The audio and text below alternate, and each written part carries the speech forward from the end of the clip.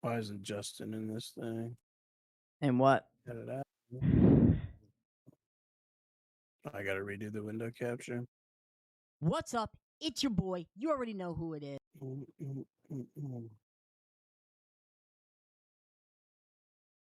Capture. What's up? When we're ready. I'm live. I believe we are as well on Paradox. Okay. Let's take a look. Let me check it real quick. Yeah, it looks like we're live. When I look on Paradox right now, I see Justin. I mean, I see me, and then I see Brian, but I don't see I see Justin's cut off. What'd you do to me, Brian? You're cutting me out of your life? This is how you do Should it be there. publicly? You're the type of guy that sends a breakup Yeah, text. there you go. It's perfect.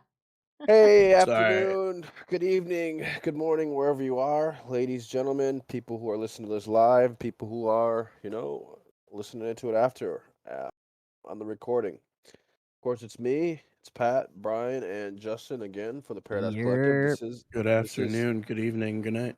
Hey, everybody, this is episode 3. Of course, we kind of talked about, we're going to be talking about OBEs, sleep paralysis, astral projection. So that's going to be pretty cool tonight, guys.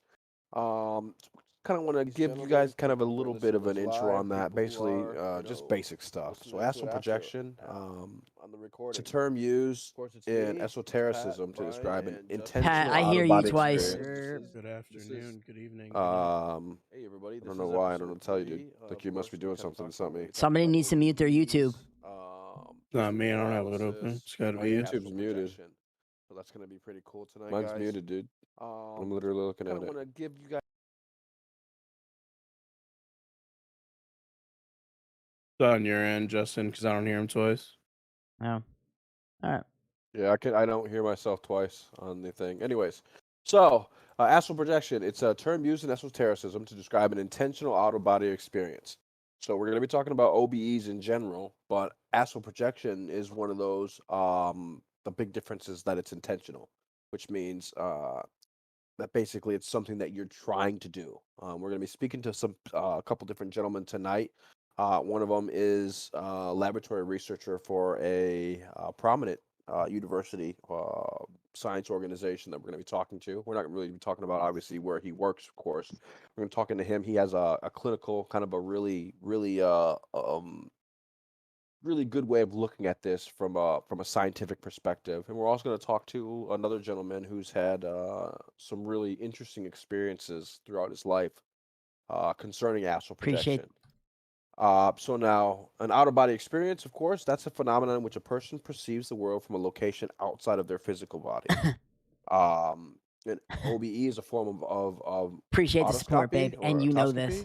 literally basically means seeing yourself. Terms more commonly used to refer to a pathological condition of seeing your second self or a doppelganger. So Awesome.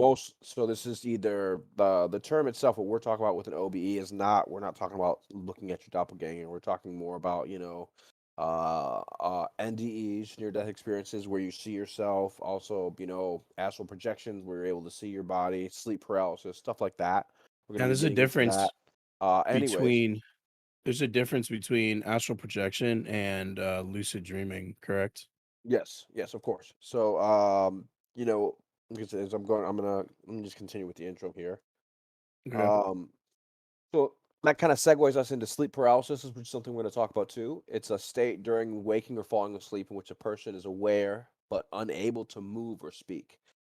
During an episode, one may hallucinate, one may hear, feel, or see things that are not there, which often results in fear. And episodes generally last less than a couple of minutes. Now, these are all basically what I've gone over initially here. That's all stuff from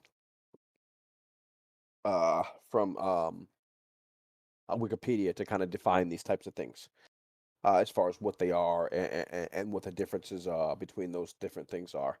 So now we have I've got Cosmic here. We're gonna go ahead and I'm gonna introduce Cosmic to everybody. We're gonna be sitting here and speaking with him for a little while about his experiences, and then we're gonna be bringing in later in the night another guest, like I said, the laboratory scientist researcher. Cosmic, are you there? Hello, how's it going? Hey, how you doing, Cosmic? Yeah, no, Um, Thanks for joining us. I know it's a little bit late. I know we had a mix up on the time, so appreciate you hanging out with us tonight for at least for a little while and kind of talking with us. yeah, no problem. Like I'm a little bit tired, but I it's hear you. I really appreciate you guys having me on. Yeah, we Of really course. appreciate you, taking the time to come out with us.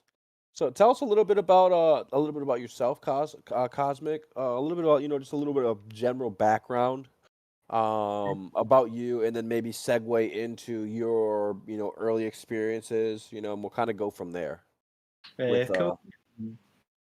So I'm 29 years old, a graphic designer, and I'm from Scotland. Um, and my initial experience with like OBEs and stuff, and kind of like astral projection and stuff was when I was like receiving treatment for like a chemical imbalance in my brain and stuff. So I started having all these kind of like strange, sporadic, almost like involuntary outer body experiences. Like I'd like go for a nap on the couch or whatever, and all of a sudden I was like whisked away to this kind of like bizarre and almost like sometimes it's almost like an alternate reality, something that was just like completely alien to me, and I had no way of even like vocalizing it. So it's took me like a couple of years to kind of be able to get the vocabulary to be able to describe to people like what I've experienced, and like I've got kind of more of a handle on it now, and I've actually kind of started inducing it myself through like things like meditation and things like that. So I definitely think there's like a kind of correlation between like the brain chemicals that are released during like meditation and things like that. And I think these things were just kind of coming And we're on getting it, bro. through We're this doing kind it, of bro. chemical imbalance that I had in my Astral brain. projection. Shit's official. Now, do you think that Andrew, your go to my YouTube, experiences and then it's gonna prompt you have to more click to on a do with link the to with the watch this on the medicine that YouTube was channel. involved in kind of riding your ship in troubled waters, or do you think it Everybody was the go to the actual collective, the imbalance the itself that kind Paradox of Collective YouTube, and kickstarted subscribe to the your channel right experiences? now. Everybody, head on I over. think, to be honest, like I'd always had kind of like Paradox earlier on in my life, I'd had Collective like kind of like YouTube. lucid, like lots of kind of Subscribe like right lucid now. dream kind of experiences, and Everybody Okay, head and on when did that over. start? When did your lucid dreams start at the younger age, Cosmic? oh, like ever since I was like a kid, really, I'd had like these kind of like sleep paralysis and things like that, and I'd often go into these like extremely vivid, kind of realistic dreams. Like young, like younger than 10 or older than 10? Like probably younger than 10. Like I can remember Wow. like one instance when I was, it was definitely before I went to high school, and I kind of got frozen in that kind of sleeper paralysis state for the first time, and it was absolutely terrifying. And I seen this kind of like creepy little kind of entity at the end of my bed. What did it look like? You actually saw something manifest? Yeah, to be fun, it was quite a funny Do you story. remember it all? Yeah, tell us the story. We're really interested. Yeah, so I was like kind of frozen, and like anyone that's experienced it, they feel that kind of utter terror of not being able to move their body, and they can't get a breath in, they can't speak, and there was this kind of like, it was almost like a little boy at the kind of end of my bed. All right, And he Andrew, kept in a kind of like moment, peering up it's going to over prompt my you kind to of go over to another channel. When chest it of drawers at does, the time, go over to that channel and was and kind of make like peeking, sure like to looking subscribe at to that me and channel. kind You're of going to like see the scuttling same thing that's around behind happening it. here, but a little bit different. And it It's had from our kind of main like channel. just like kind of It's called the Paradox Collective. really pale white skin, like it was like almost like porcelain-like skin. Yeah.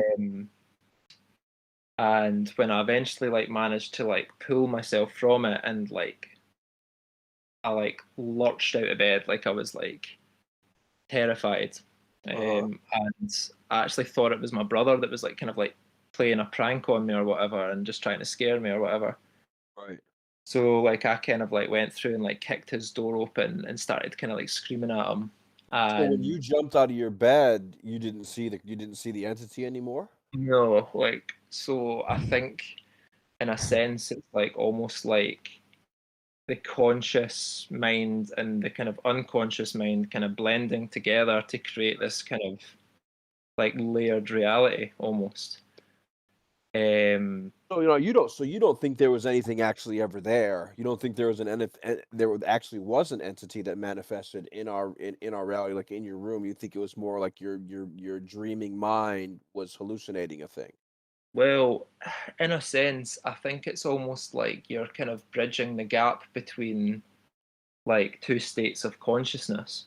Uh, So like, you know, there's like the conscious reality and the kind of unconscious reality, which I think a lot of people kind of take for granted and don't really give it that kind of time of I day, agree. almost, which I think um, that's almost like just as relevant as this reality. Um, So now, have you ever seen that entity again in a different um, situation, in a different sleep paralysis situation at all, or? Not that one, what I could say, but I have definitely seen different. I've especially when I was going through that period of kind of that kind of chemical imbalance, which was like a few years ago. I did see like a lot of different kind of entities and almost like spectral like kind of entities. No. Now, were these sightings were they also associated with sleep paralysis or lucid dreaming, or were these things you were seeing? Was this something else? So it was almost like yeah, so like that kind of it wasn't during the sleeping state. Like in the so I, the straight this is the strange thing. So like these kind of entities that I started kind of like manifesting themselves. Mm. I started seeing them in these kind of out of body experiences and was able to interact with them and talk to James, what do you them in mean? cases and um, stuff like that. So This is while you were what? What do Just you to mean, clarify, James? 'cause I'm still not sure. Are you were this while you were awake, or these were like lucid dreams at this point? Is what you're talking um, about? so yeah, so I had when I was awake, I had kind of like they were almost like kind of I would say like hallucinations. They were almost like kind of I think I'd felt like I had almost I don't know how I managed to do it, but I'd somehow like kind of managed to kind of bridge this gap. And these were, That's I don't know fucking if they were like awesome. I'm so manifestations of my happy you're out of mind boot or camp, bro, and you're if alive. these I were get it. I characters get that what you're were, saying now. I completely in forgot this you were kind going to of boot camp. collective And we're doing unconscious a or podcast, man. We whatever. started a podcast This a would few weeks happen ago, while you were James. just awake, just We're talking walking and about astral talking, or like projection right in your now. house, or Um, take us through one of these typical experiences where you're actually able to interact with these unknown entities. so at the time, I'd moved into this like kind of hellish flat. It wasn't great, and I remember like the kind of first time one of these, it was like round about the time I'd had all these kind of OBEs and stuff, and I didn't really know what to make of them. And like I tried speaking to people at the time, but obviously they're the first people to kind of tarry with that brush that it's, you know, like what you're experiencing is nonsense and all this kind of stuff. So Yeah, I kind of just kept it exactly. to myself. And um, one night, it was almost kind of like a ripple in the air. Like it was almost like something kind of manifested, and it was this kind of like woman, and she disappeared again, and never, and then it kind of vanished for a while, and I was kind of like, what the fuck was that? Kind of freaking me out. It was a woman that you saw? Was she like wearing a dress, or like what did she look like? Describe She it. had like kind of like long hair. Like what I was seeing was kind of like almost like a kind of almost like an outline. It was kind Like a of like silhouette. ethereal looking, a silhouette almost, yeah, with like the features were defined though. You could see like the pupils of the eye, the kind of Could you tell it uh, wasn't solid? more like, or Yeah, you could. 100%. It wasn't solid. It was very distinctly not solid. It was and this was see-through. in your house, in your Yeah, flat. Now, yeah. so did all these things, like the things you're talking about, did they all happen like in the flat, like mostly, like what this situation now Um, with the lady, or is there a possibility that maybe there were just some entities in the flat, or well, like actually, well, that's like a whole. I don't know. But generally these kind of entities kind of like almost kind of seem to kind of follow me about, and they almost seem to be kind of trying to convey certain things to me. really? Um, but these in almost like an enacted manner, as if to try and act out some kind of scene in order to And they were convey trying a to message get to your me. attention, Yeah, really? which was really quite bizarre. And I've like wrote a lot of it down, and I've I've kept journals over the years and stuff that I'd been experiencing this kind of stuff. And that's actually when I got into like people like kind of Carl Jung and stuff, and he had similar experiences. Um, so that gave me a lot of solace that I wasn't, it made me feel a lot more kind of normal in that sense, like that I wasn't Made you just like, feel like you weren't alone, like you're not just crazy and hearing things and seeing things, like it's not just you. yeah, and like meeting kind of like-minded people like yourself and stuff has helped a lot. Um, And just to but stop you right there, I want to say, and this is more for our audience than anything else. That this attitude and this sentiment is extremely important to us, especially here at the Paradox Collective. That people go through experiences and they may not have anybody to turn to, and they may think they're alone, and they don't want to talk to anybody, or people Mm-hmm. brush them off. And it's important for everybody to know, like if you go through something, try to find somebody to talk to who's going to listen. Like we'll listen. I'm sure you can reach out to us on socials. I don't know. I don't think we have Twitter or anything like that. But I mean, we'd love to hear your stories about these, We will. and we want you to, and we want you guys to feel comfortable as well. To know that regardless of whatever happened to you, we want to listen. We want to walk through your experience. We want to talk to you guys, and just really just kind of understand it from your perspective. We're not here to judge anybody for whatever happened to them. We want to understand, and we want to make it easier for other people who may or may not have gone through similar situations. Obviously, those who may have, you know, to really feel comfortable and know that yeah, there's people out here who you can talk to.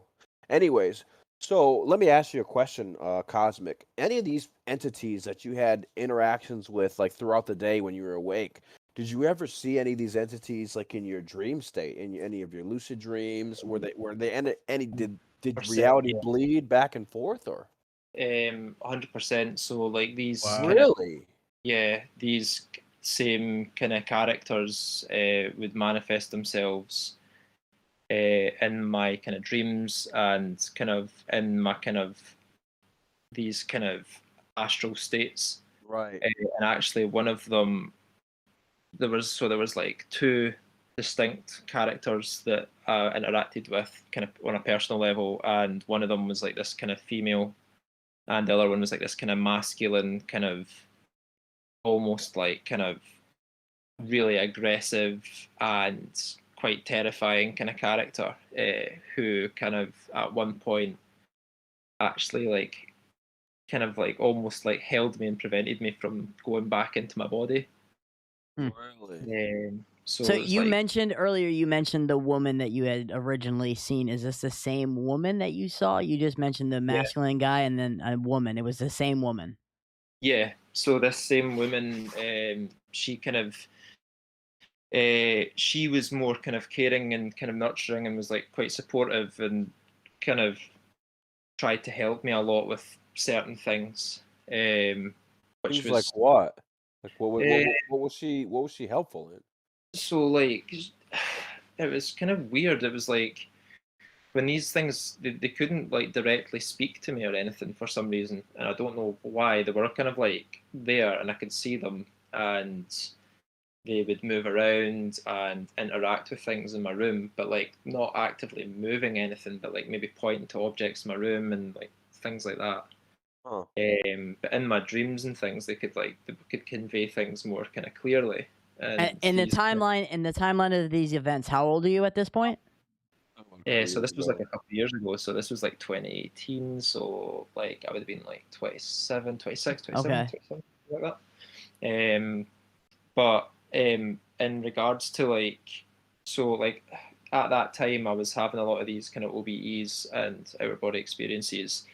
Now, when you Out refer body to experiences. the OBEs, the frequent OBEs, are you referring to these experiences when you were seeing entities, when you were awake? And my next question is, when you were awake, were you like, are you in a state of resting where you're, I mean, are you walking around, moving your head, seeing these things, or is it more like you're almost in a fugue state when you're awake seeing these?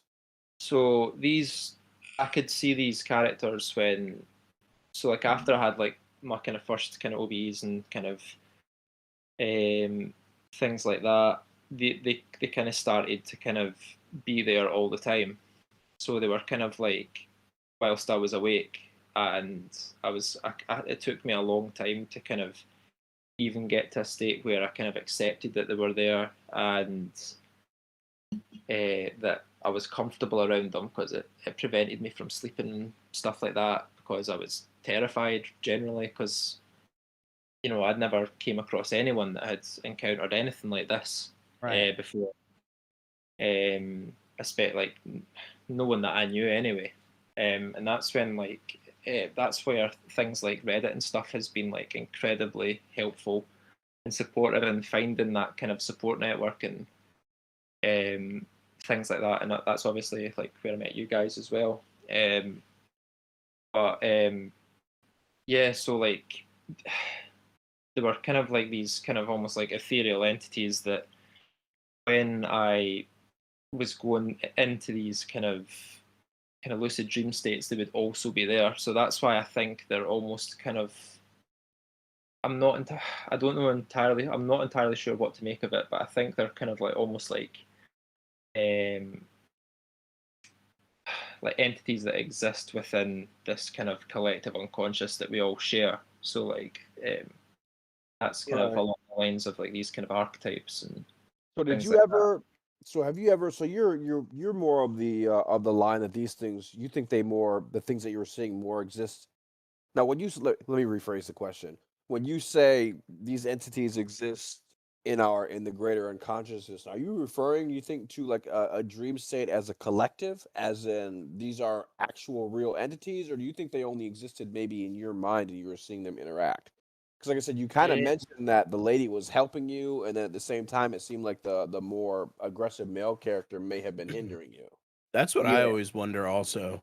Like, I've heard a lot of people talk about like astral projection and like out of body experiences. I'm always like torn. I believe that what people are saying is true. What happens to them that they are really going through it.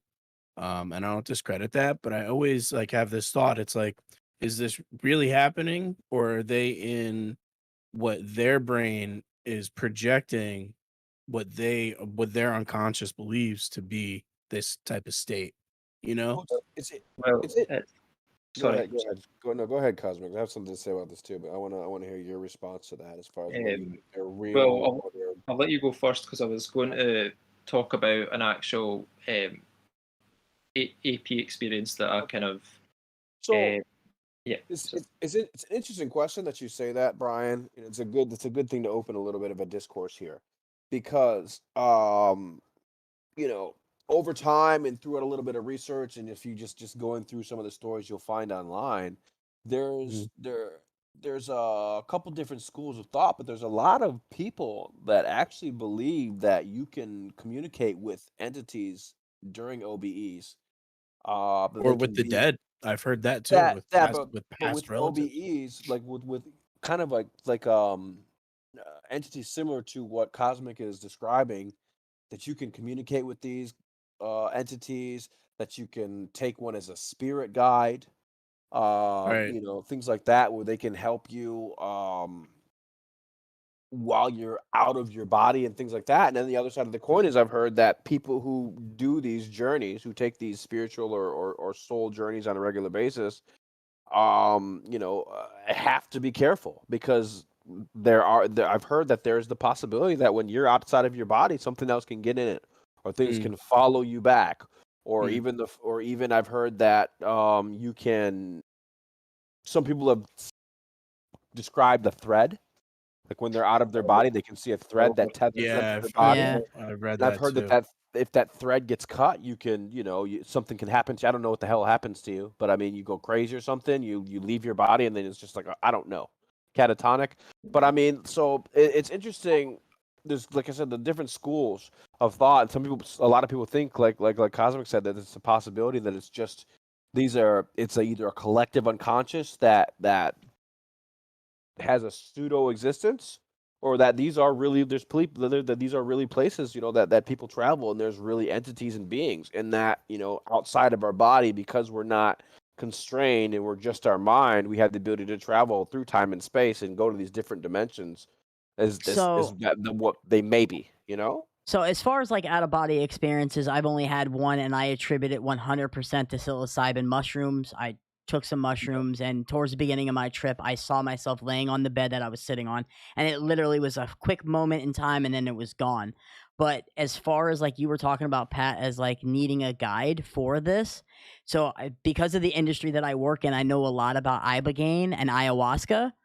And people will go to people will go to like Mexico and these third world countries where it's open, Yeah, I've heard of it. and it's readily available, and I you'll think we what talked about this, I think, on the first week or the second week with one of our other with the as a matter of fact, we talked about this with Mr. Divinity Original Sin, the guy, about ayahuasca retreats. They have those in the United States too. What I was talking about with the spiritual guides is that some people regularly go on out of body experiences, and they regularly meet up interact with a with guy.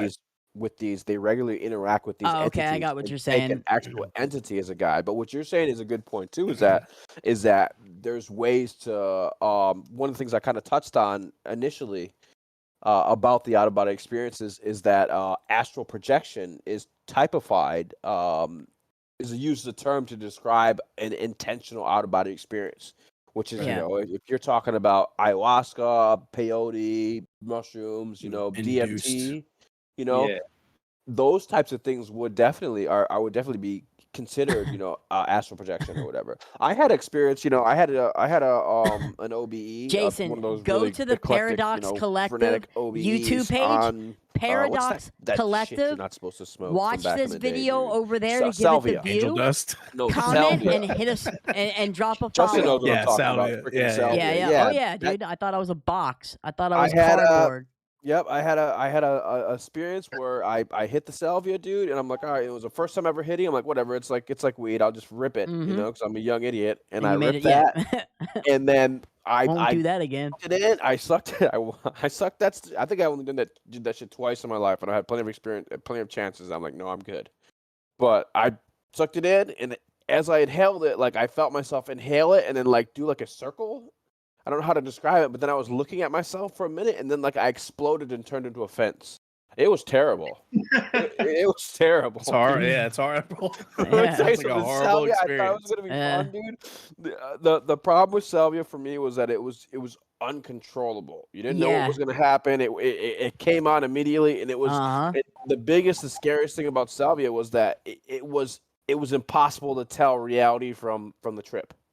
I think that's the scariest part. Like normally with shrooms, you're like, oh yeah, I'm tripping. Yeah, this shit's crazy, whatever. Right, but But you're with in your salvia, it's mind, like, yeah. no, Yeah. salvia, no, bitch, I'm a fence. Like you said, you're a box. No, you're a box. It's the most weirdest thing to describe. You can't distinguish. It's not the same as like tripping on acid or something. Oh yeah, well these colors look crazy. I know I'm tripping. It's like you hit the anyways.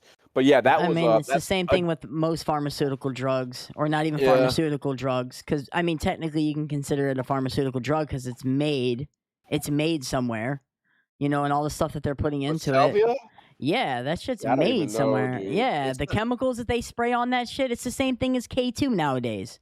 But Salvia and Cosmic. K2 are not the same thing, dude. Cosmic, Salvia I would never you did say K2, so I is don't that know. hallucinogen. Go Cosmic, ahead. would you say that what like hallucinogens or DMT or anything would help or hinder someone's connectiveness Would you to even know anything about the that, I unconscious guess? state?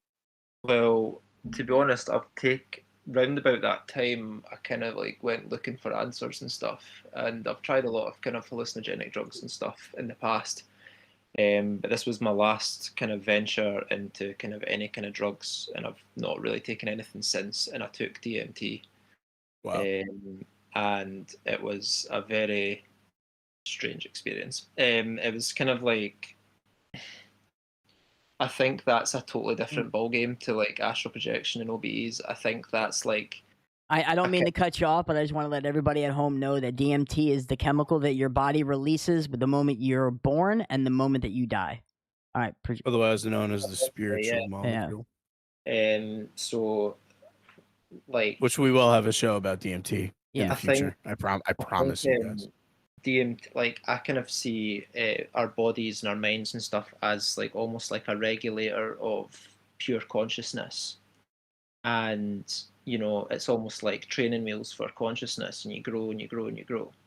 Whereas when you take DMT, it kind of like takes off the reins and you experience. It's like putting your brain on a fucking motorcycle.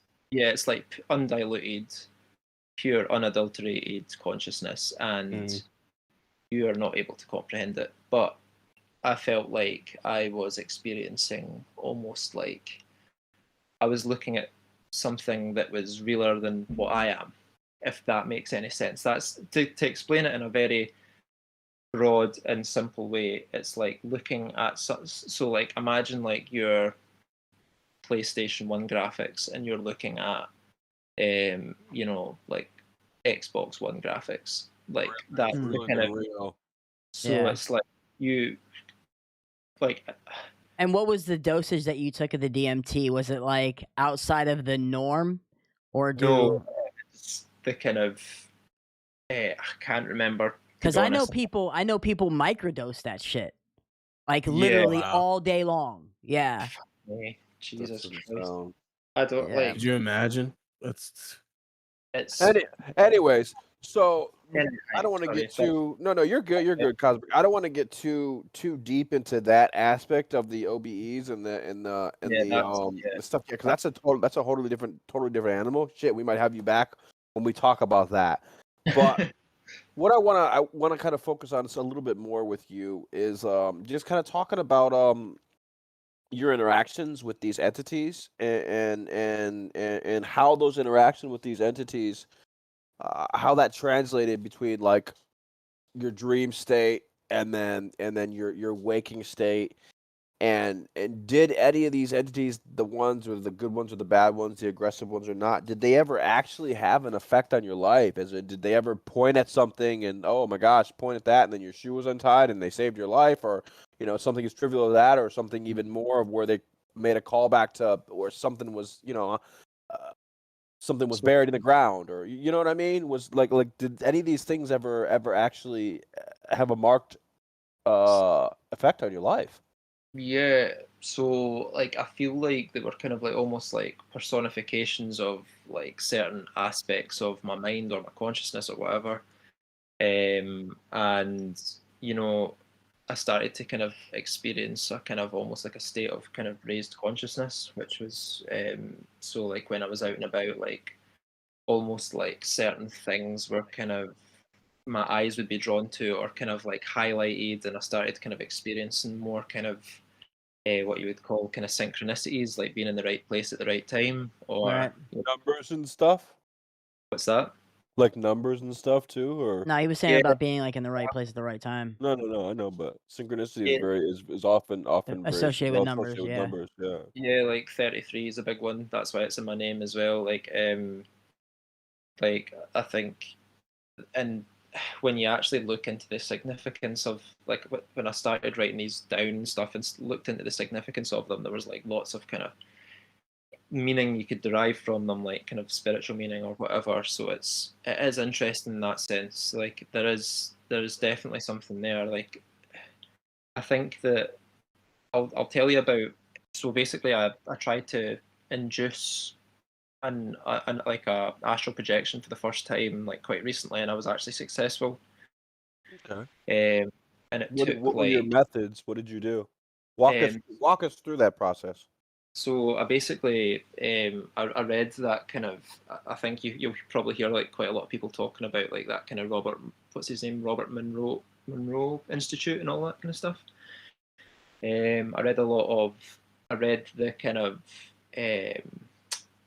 military report that the guy done about trying to induce astral projection and stuff like that.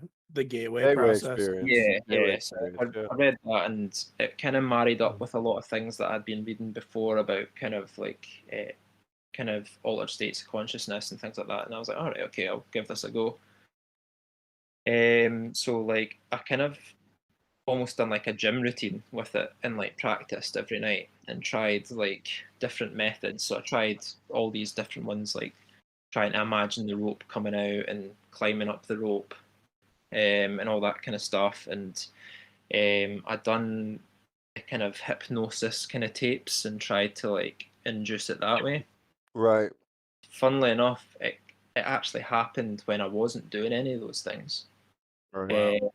So like I'd done that for like a week, and I was getting a bit frustrated because it wasn't working, and eventually I kind of woke up early one morning. I went to the toilet, came back to bed, and I kind of induced it that way. I just like Yeah, just to break you there, they've actually said that that's actually I've read that that's actually a good way to induce it. That's worked for me with lucid dreams as well as also even the sleep paralysis is to where if you come out of REM sleep because you have to pee or something, then when you come back and you lay in bed, your body's gonna revert back to that sleep state faster than there's a chance that your body can revert back to that sleep state faster than like your mind would, which is obviously that's the ideal state where you want to be for that lucid dreaming and for also for the to pass into that state of lucid dreaming to where your mind is still aware enough, when you move into REM sleep that you're actually able to, function. yeah, During like sleep. Anyways, go I've ahead. heard, yeah, sorry, I've heard quite a lot of different things. Like I've heard another one where it's like you lie, and when you wake up, you keep your eyes closed and then try and trick your body into almost like believing it's asleep again, but Right. you're still aware. But so you feel like this kind of like almost like a tugging, and it's almost like you feel like you're coming out of your body, and it's really quite bizarre. And my impression of like astral projection was that it was, I thought it was like you come out your body and you're literally floating around reality, and you're able to interact with it, like you're like essentially like a ghost in reality, right? That's Right. that was my impression of it. But Same. after kind of I decided to almost like study it afterwards, so like I wrote it all down, and basically when I came out my body, I was in my room, and I could like almost like go through walls, and I could do all this kind of stuff. But as soon as I became like intensely aware that I was doing these things, I couldn't do it anymore. So I couldn't pass through the wall when I became like hyper aware of the holy shit, I'm going through a wall. It was like almost like Yeah. preventing me from doing it Yeah. until I kind of relaxed, and then I was able to like pass through it. So I don't know if that's something to do with like Amazing. it almost or whatever. But when Oh.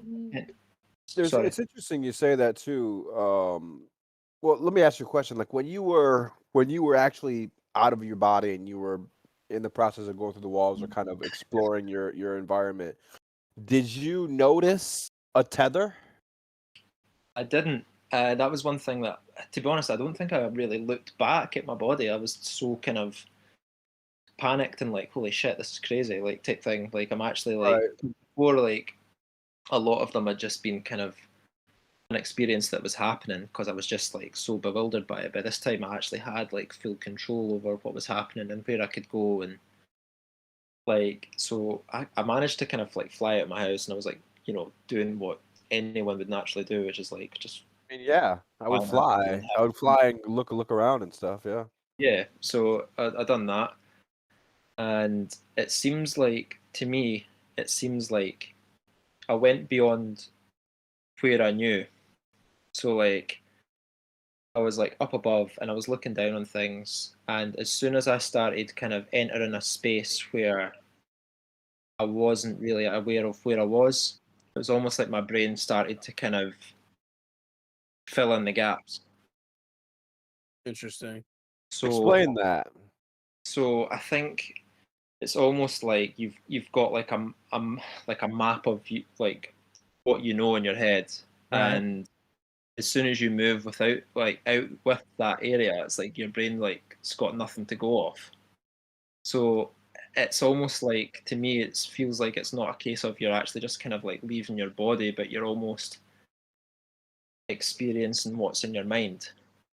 So let me ask you. So when you kind of got out of your, because I kind of know what you're saying. Like you're saying basically like you left your body and you were flying, and then once you were out of your area, like your little area of your streets or whatever that you kind of frequent, the area that you know, it was like it seemed like your brain was kind of filling in the blanks, like you kind of said. Now let me ask you: do you mean that in the sense that so?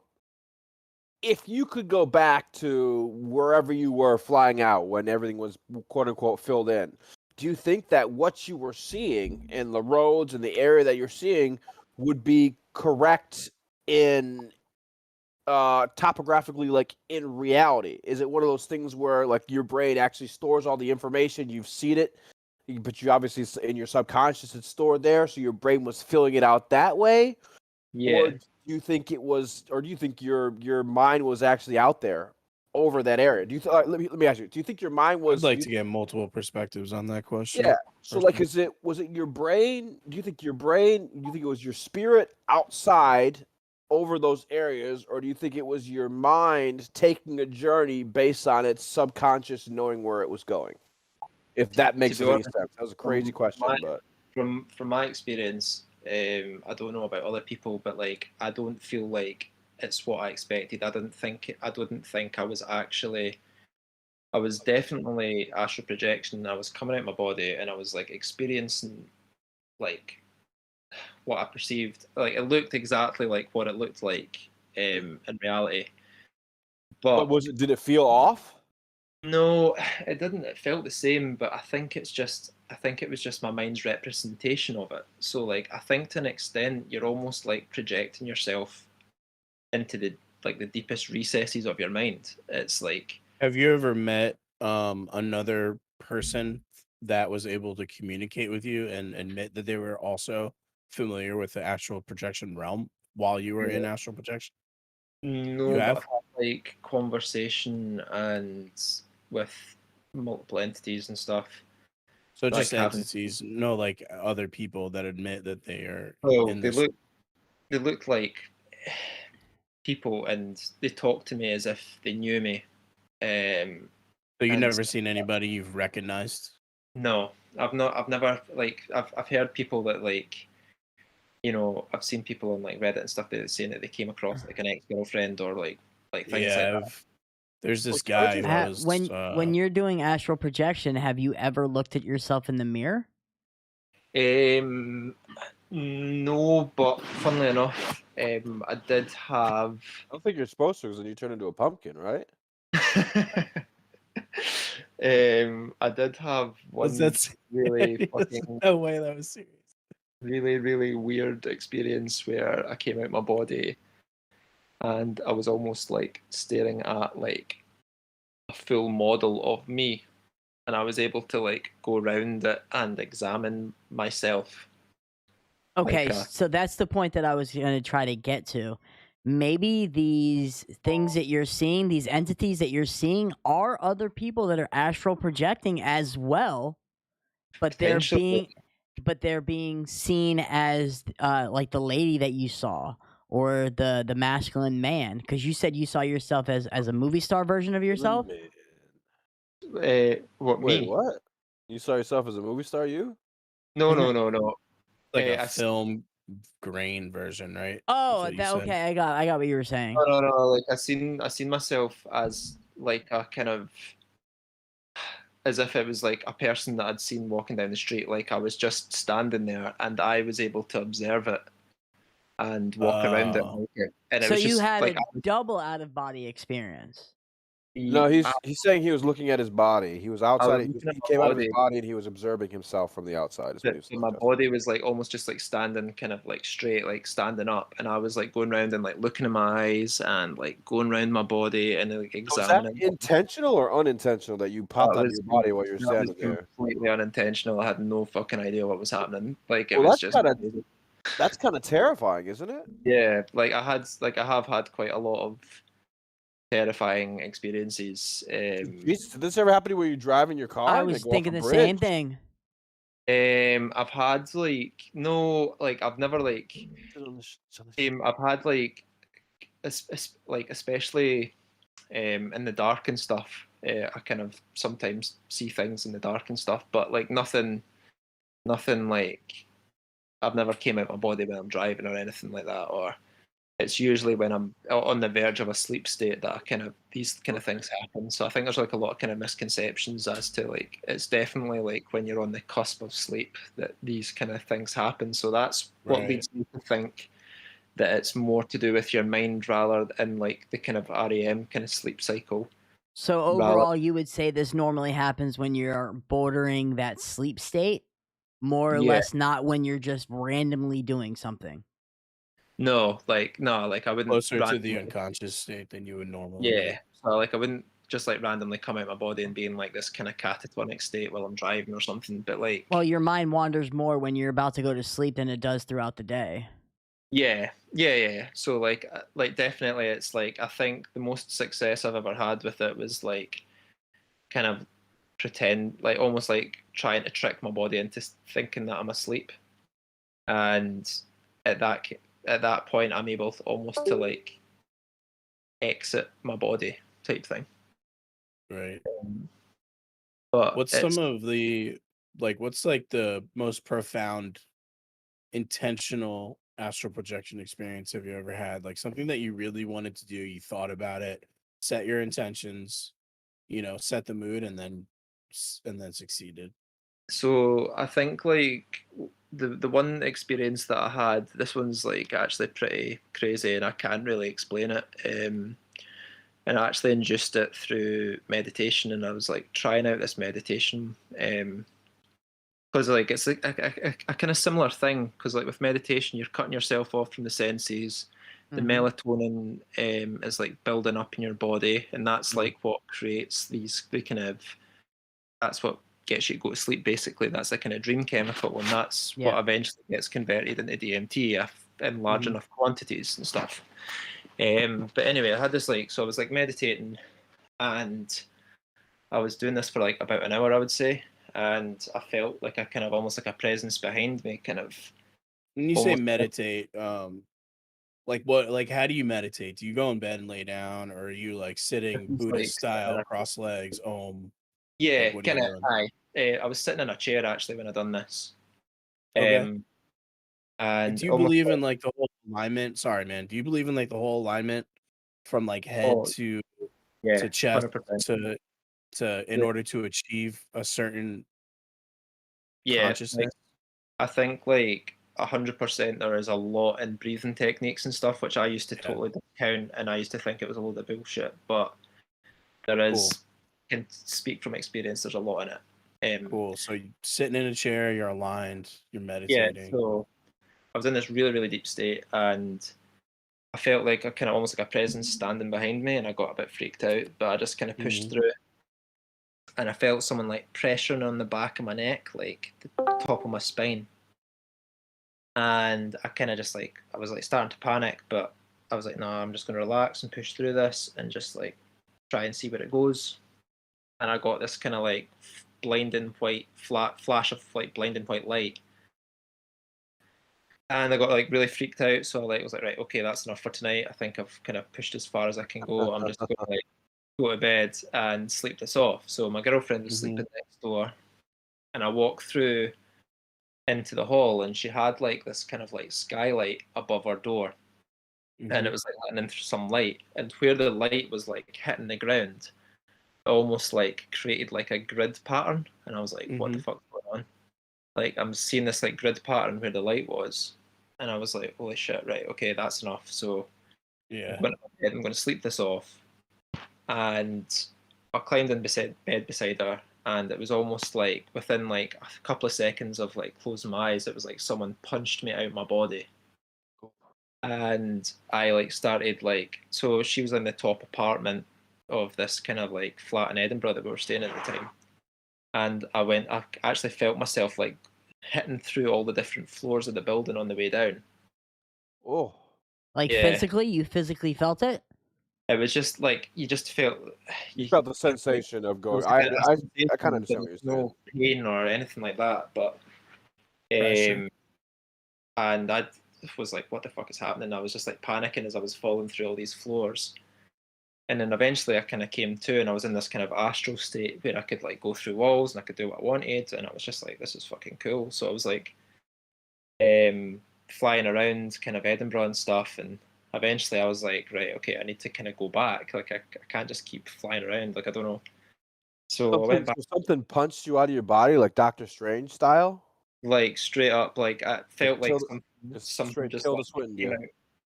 out. Like something came out and just like literally just kind of hit me on the chest. Did you have any sense of what did it to you, or is it more like you just felt like something did it to you, like just out of nowhere?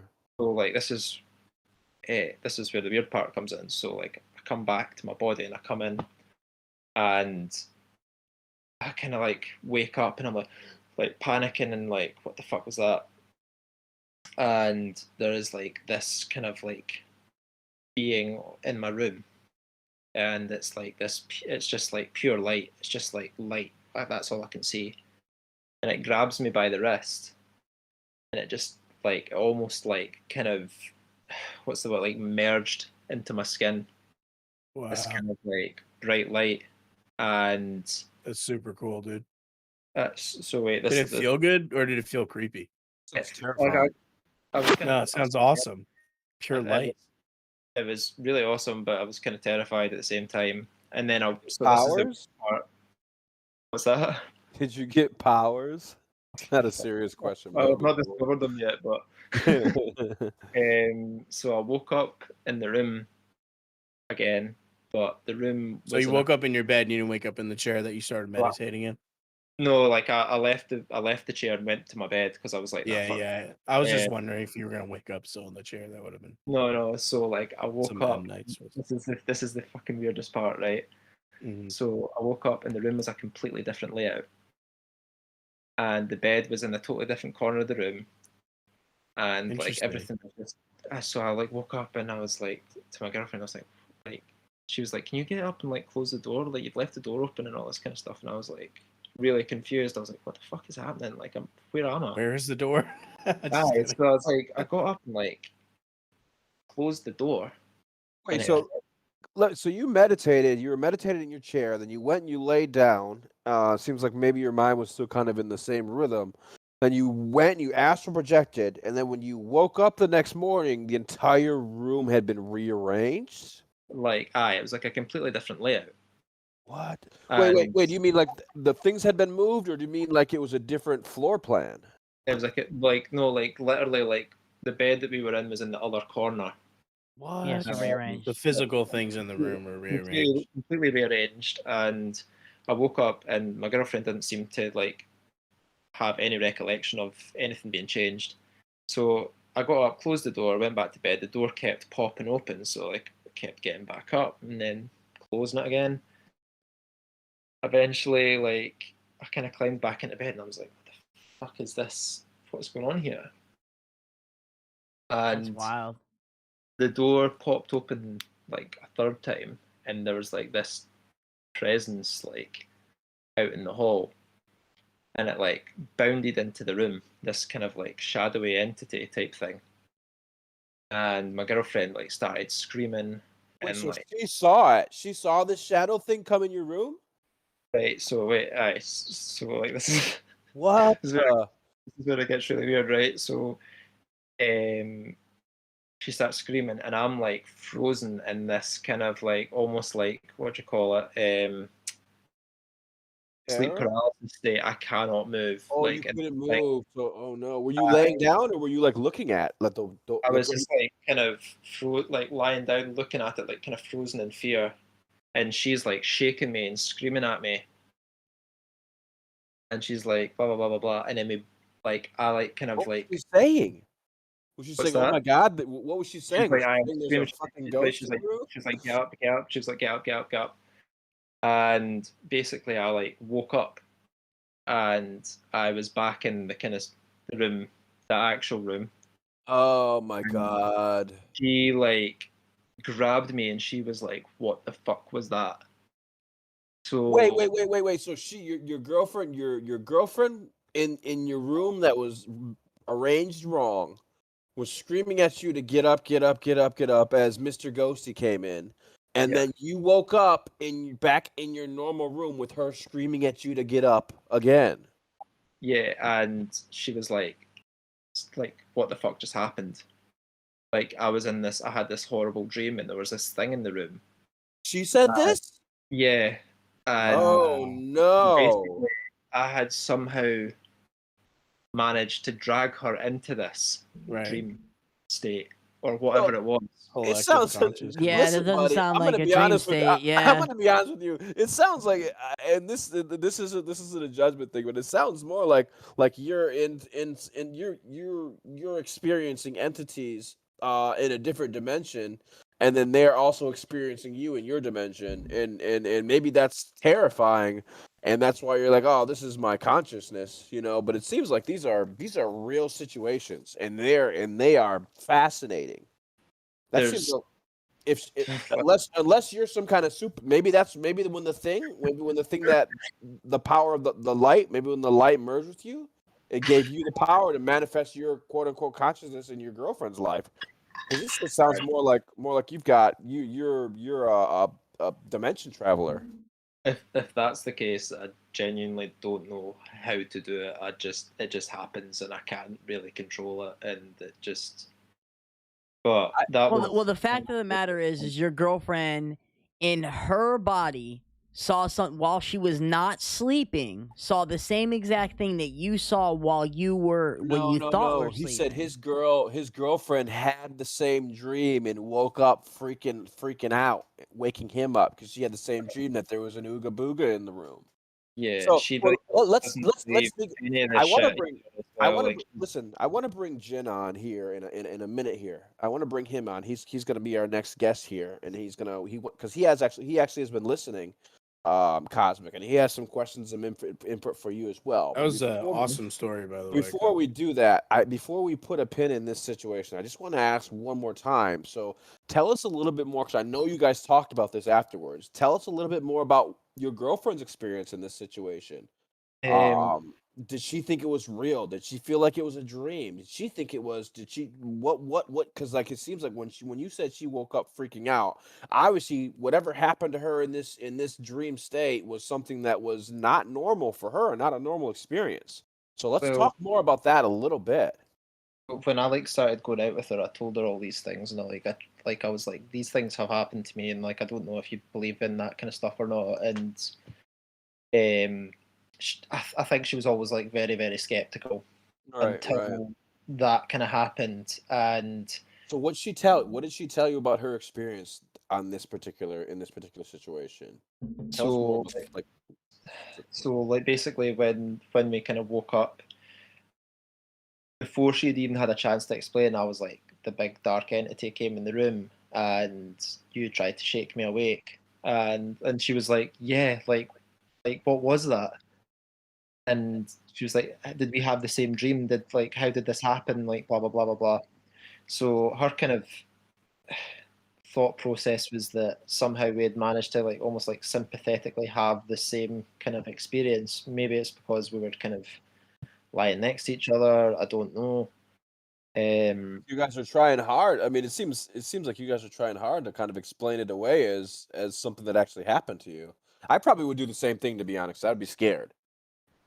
Yeah, But she was like but terrified when she woke up. I remember like kind of just like kind of sitting there, kind of flabbergasted, like not really knowing what had happened or how I'd done it, and I was like kind of like, right, I'm not gonna like fuck about with that anymore because that was kind of freaky. But so yeah, like I don't really know what else to say about that one. It was kind of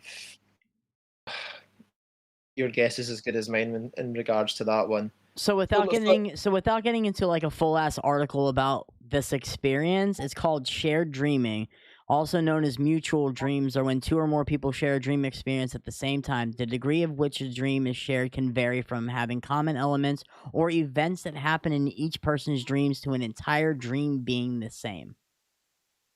Well, here's my thing: is that I'm not convinced that this was a dream that he had or Yeah, that me they either. had. Me either. I think it's more like it's easier to assume it's a dream, and that's a lot easier to explain away the situation than that something dripped into the wrong reality and you both saw it.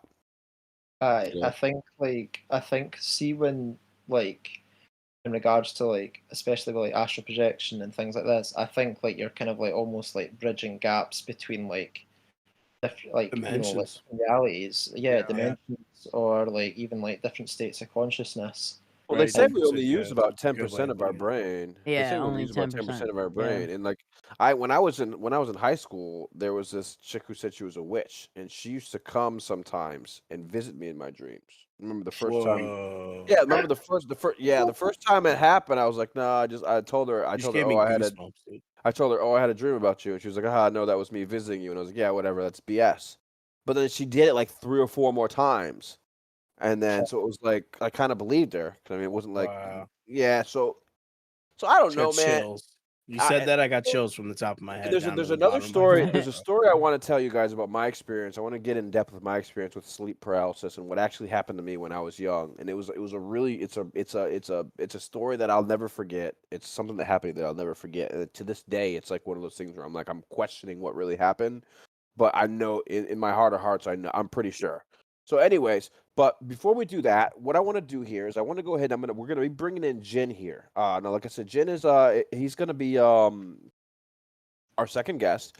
Like I said, he has some questions for Cosmic. He's got a lot of input for us from a clinical perspective, from an experience perspective, as well as like from a scientific perspective.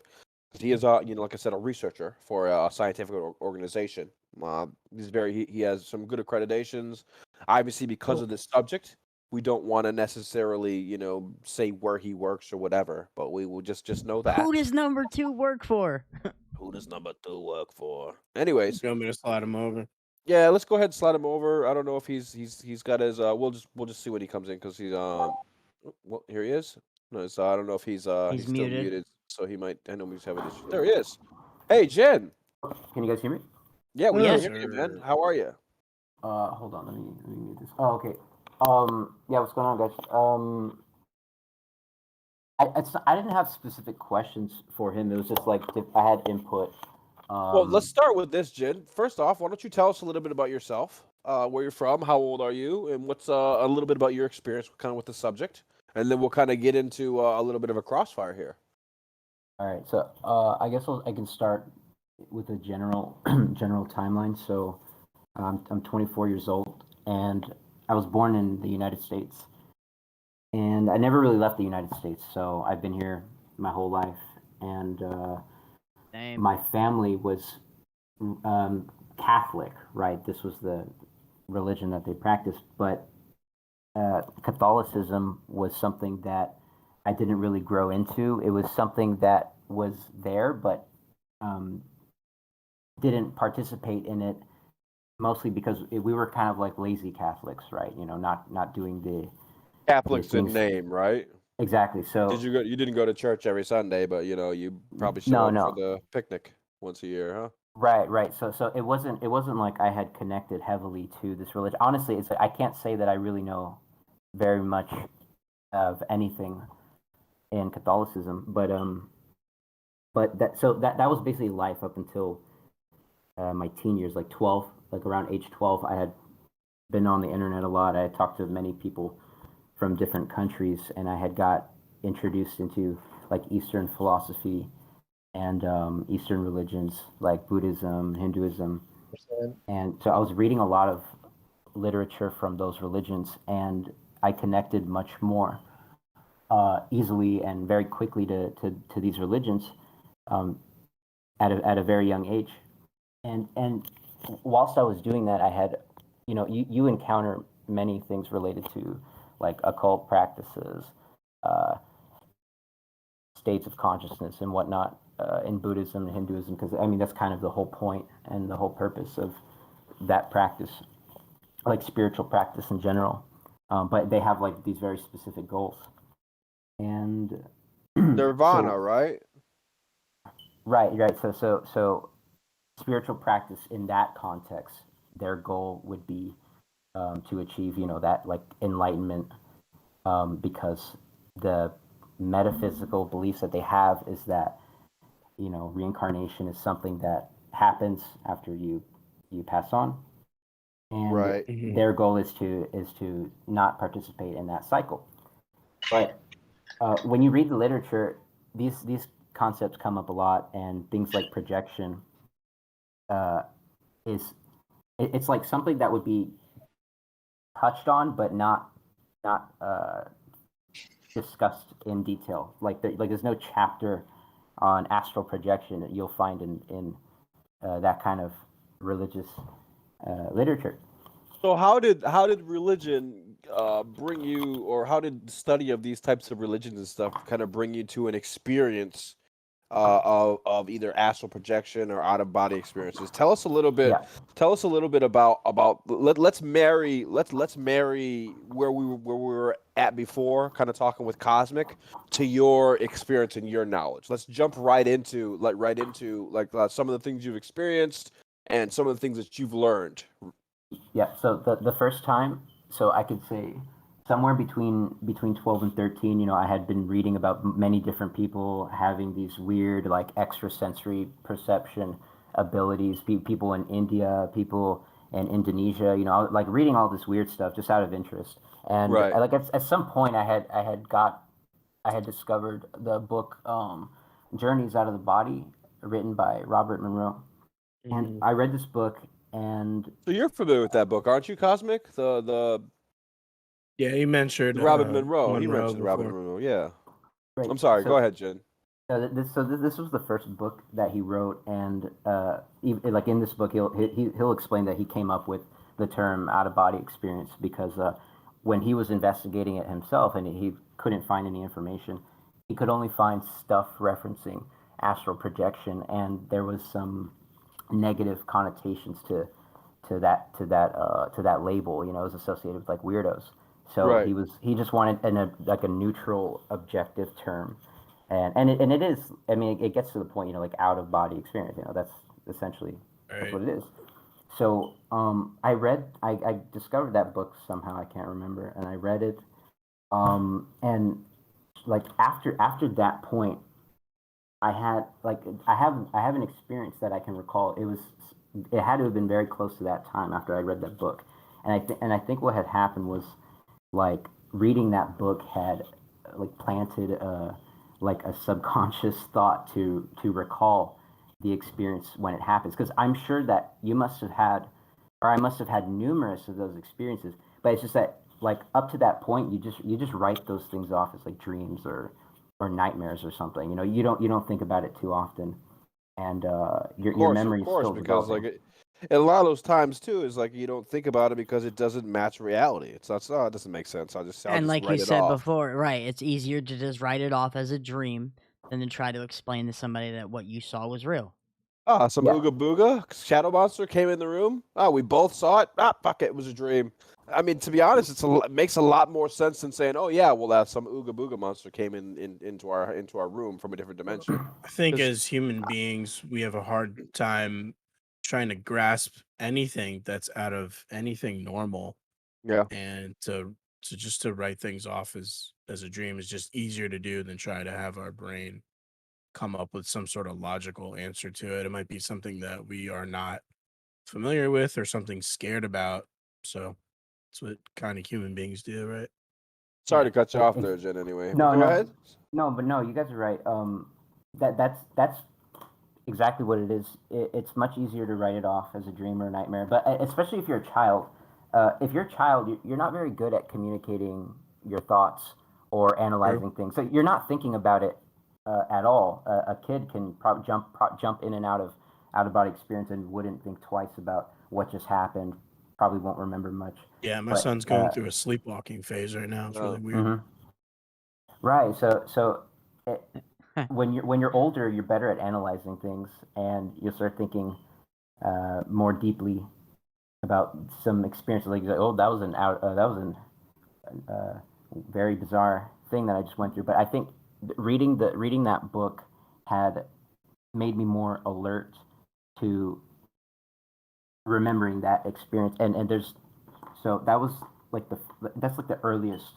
Was one there that I can- like exercises in the book that say like what to look out for if you find yourself in some sort of out of body or astral plane or something like that? And what was so the book? whole- Go ahead.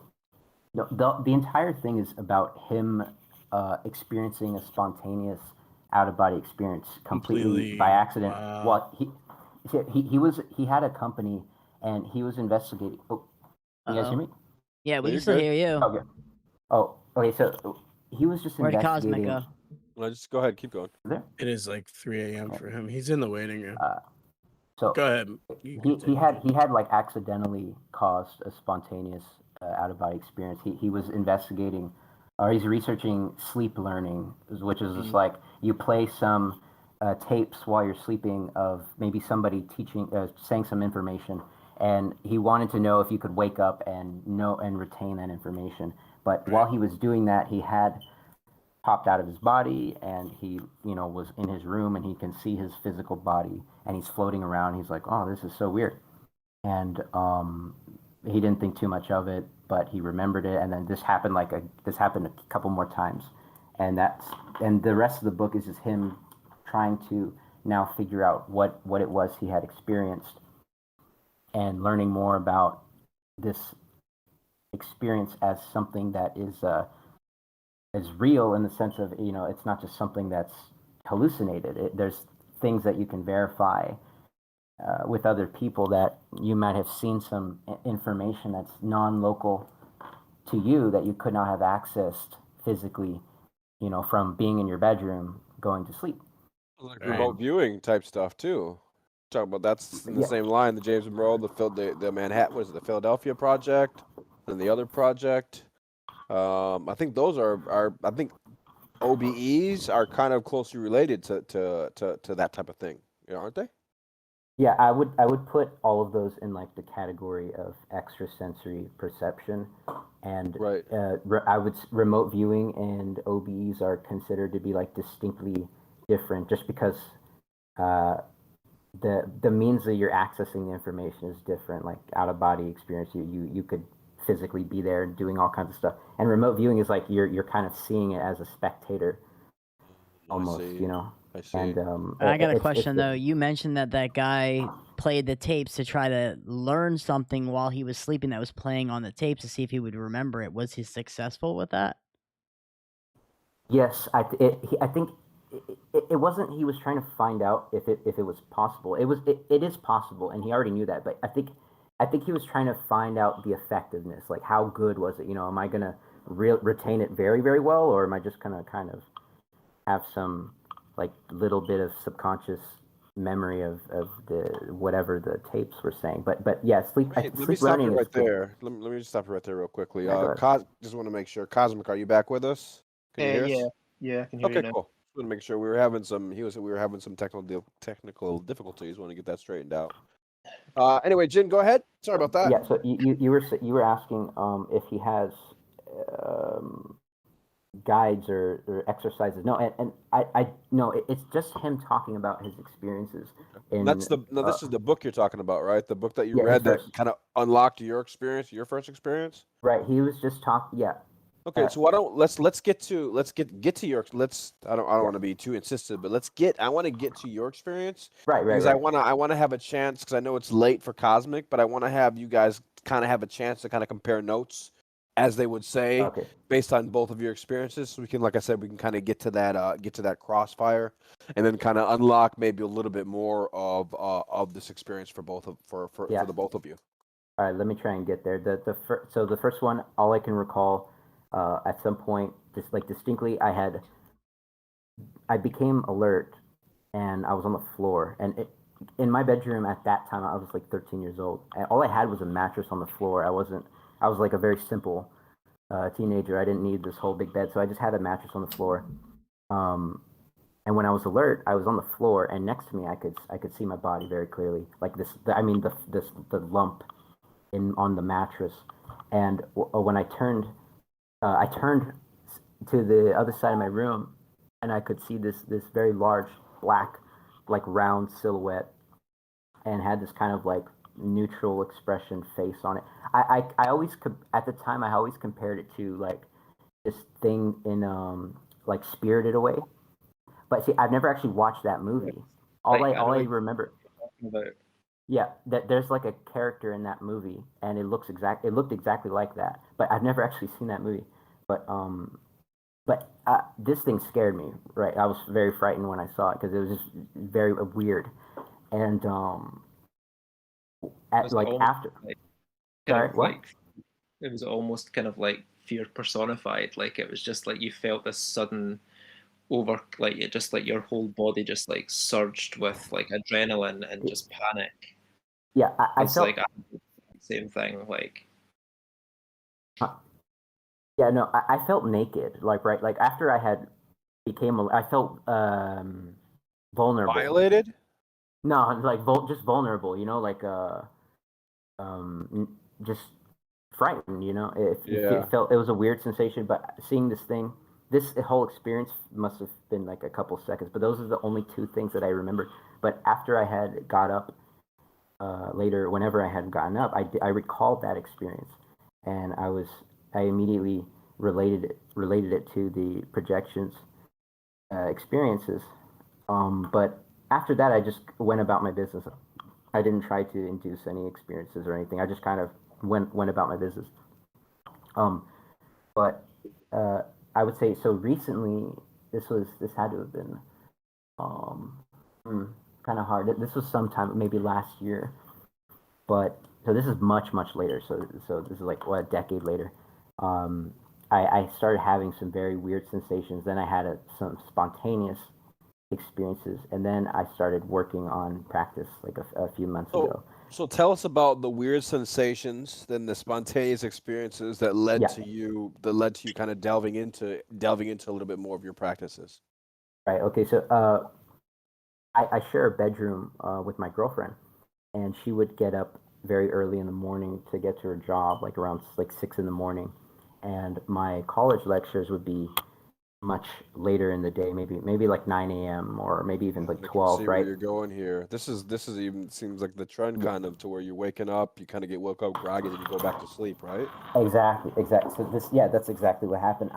So sometimes when she would get up, she'd have to turn on the light, and if I tried to go back to sleep in those conditions, I would end up not being able to fall back asleep, and I was becoming restless because of this.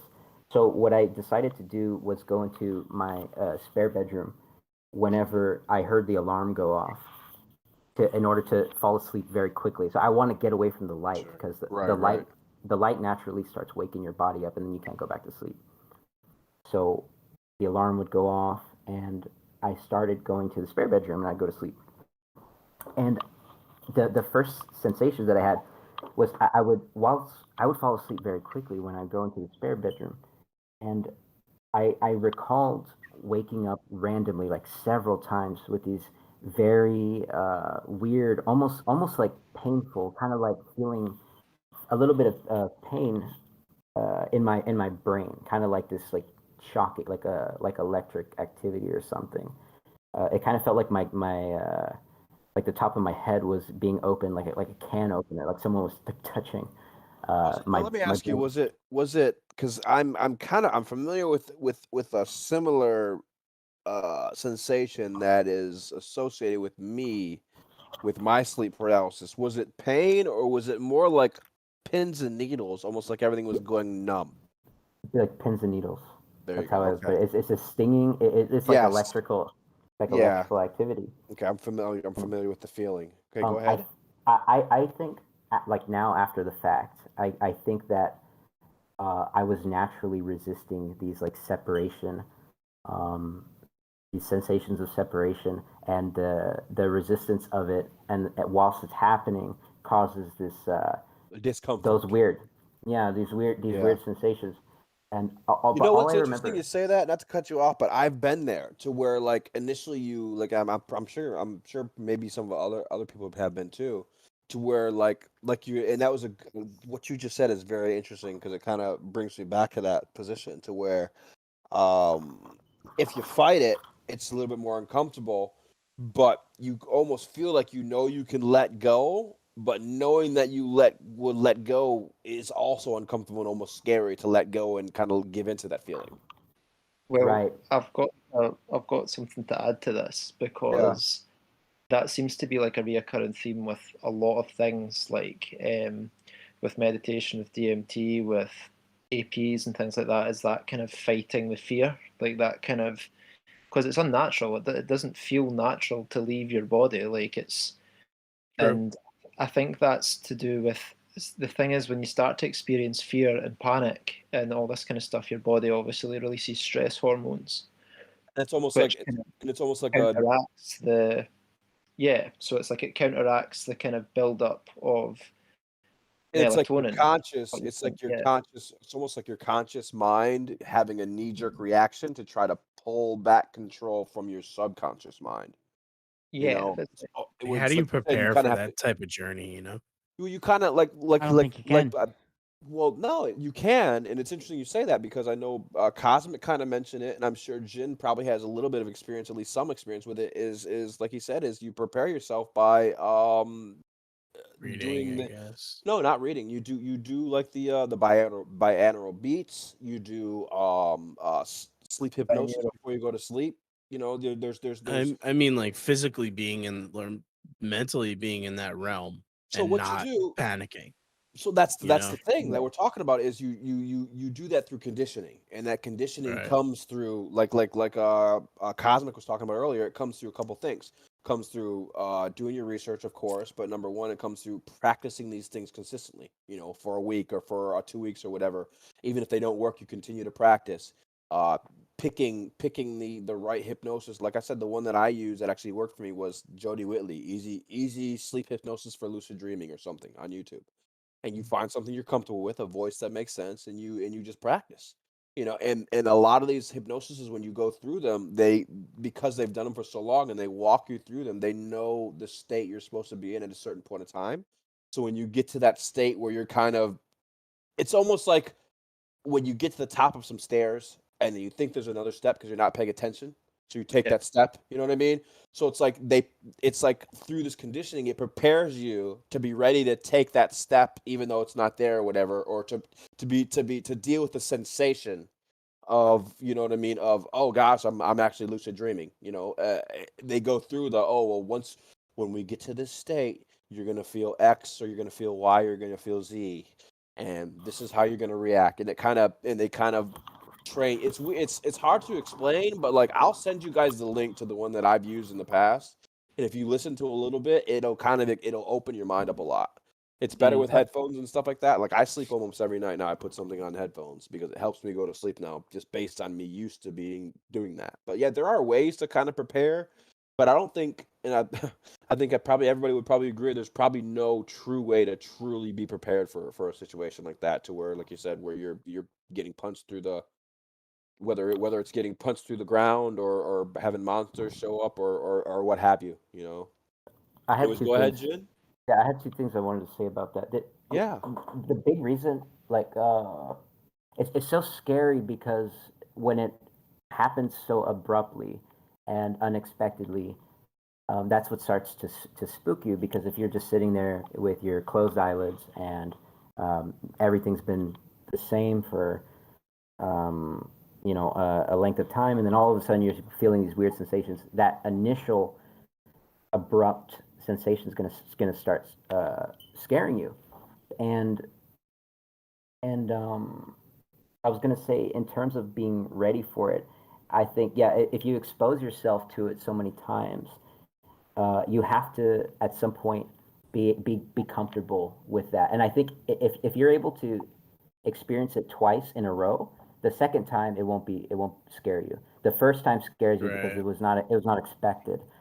But not this. If you can get it to happen, like vibrations, that kind of thing, on the second round, it's not so scary because you're kind of a little expecting it. But I've read Well- like a lot of stuff on like Reddit, and there was this other guy who I was talking to. I was trying to get him on also for the show, but he's like kind of busy. He has his own YouTube channel and he talks about his own experiences with like astral projection. Very convincing gentleman, series of YouTube videos. Talks about one of the most recent times he had astral projecting is trying to pull other people out of their unconscious state, because he says he sees other people, like his girlfriend laying next to him in bed, in this astral projection realm, but it's her unconscious it's her unconscious projection. So he Her was astral trying to, body, and her astral yeah, body her is astral awake. body. So he was trying to run an experiment and help pull people out from the unconscious to the conscious while being in the projection.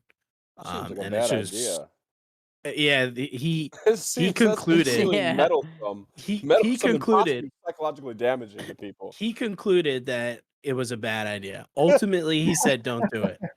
But the I'm journey was minding really my interesting. business, and somebody just rips me out of my So into the astral plane. so there's a practice, I guess, when you don't know or if you're questioning and you project to close your like pinch your nose, and if you could still breathe through your nose, you're in the astral realm.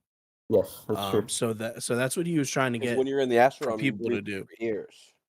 or whatever. If you could still breathe and you pinch your nose, and I'm joking. I don't know. That works in I don't know. dreams too.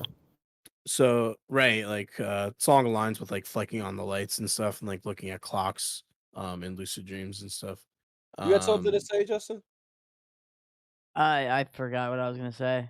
Okay, so great. So one thing I want to real quick. We're gonna take a couple minutes here. I want to tell my story about oh what happened no. to me when I was young, Oh and it's I God. want to get your guys' thoughts on the situation.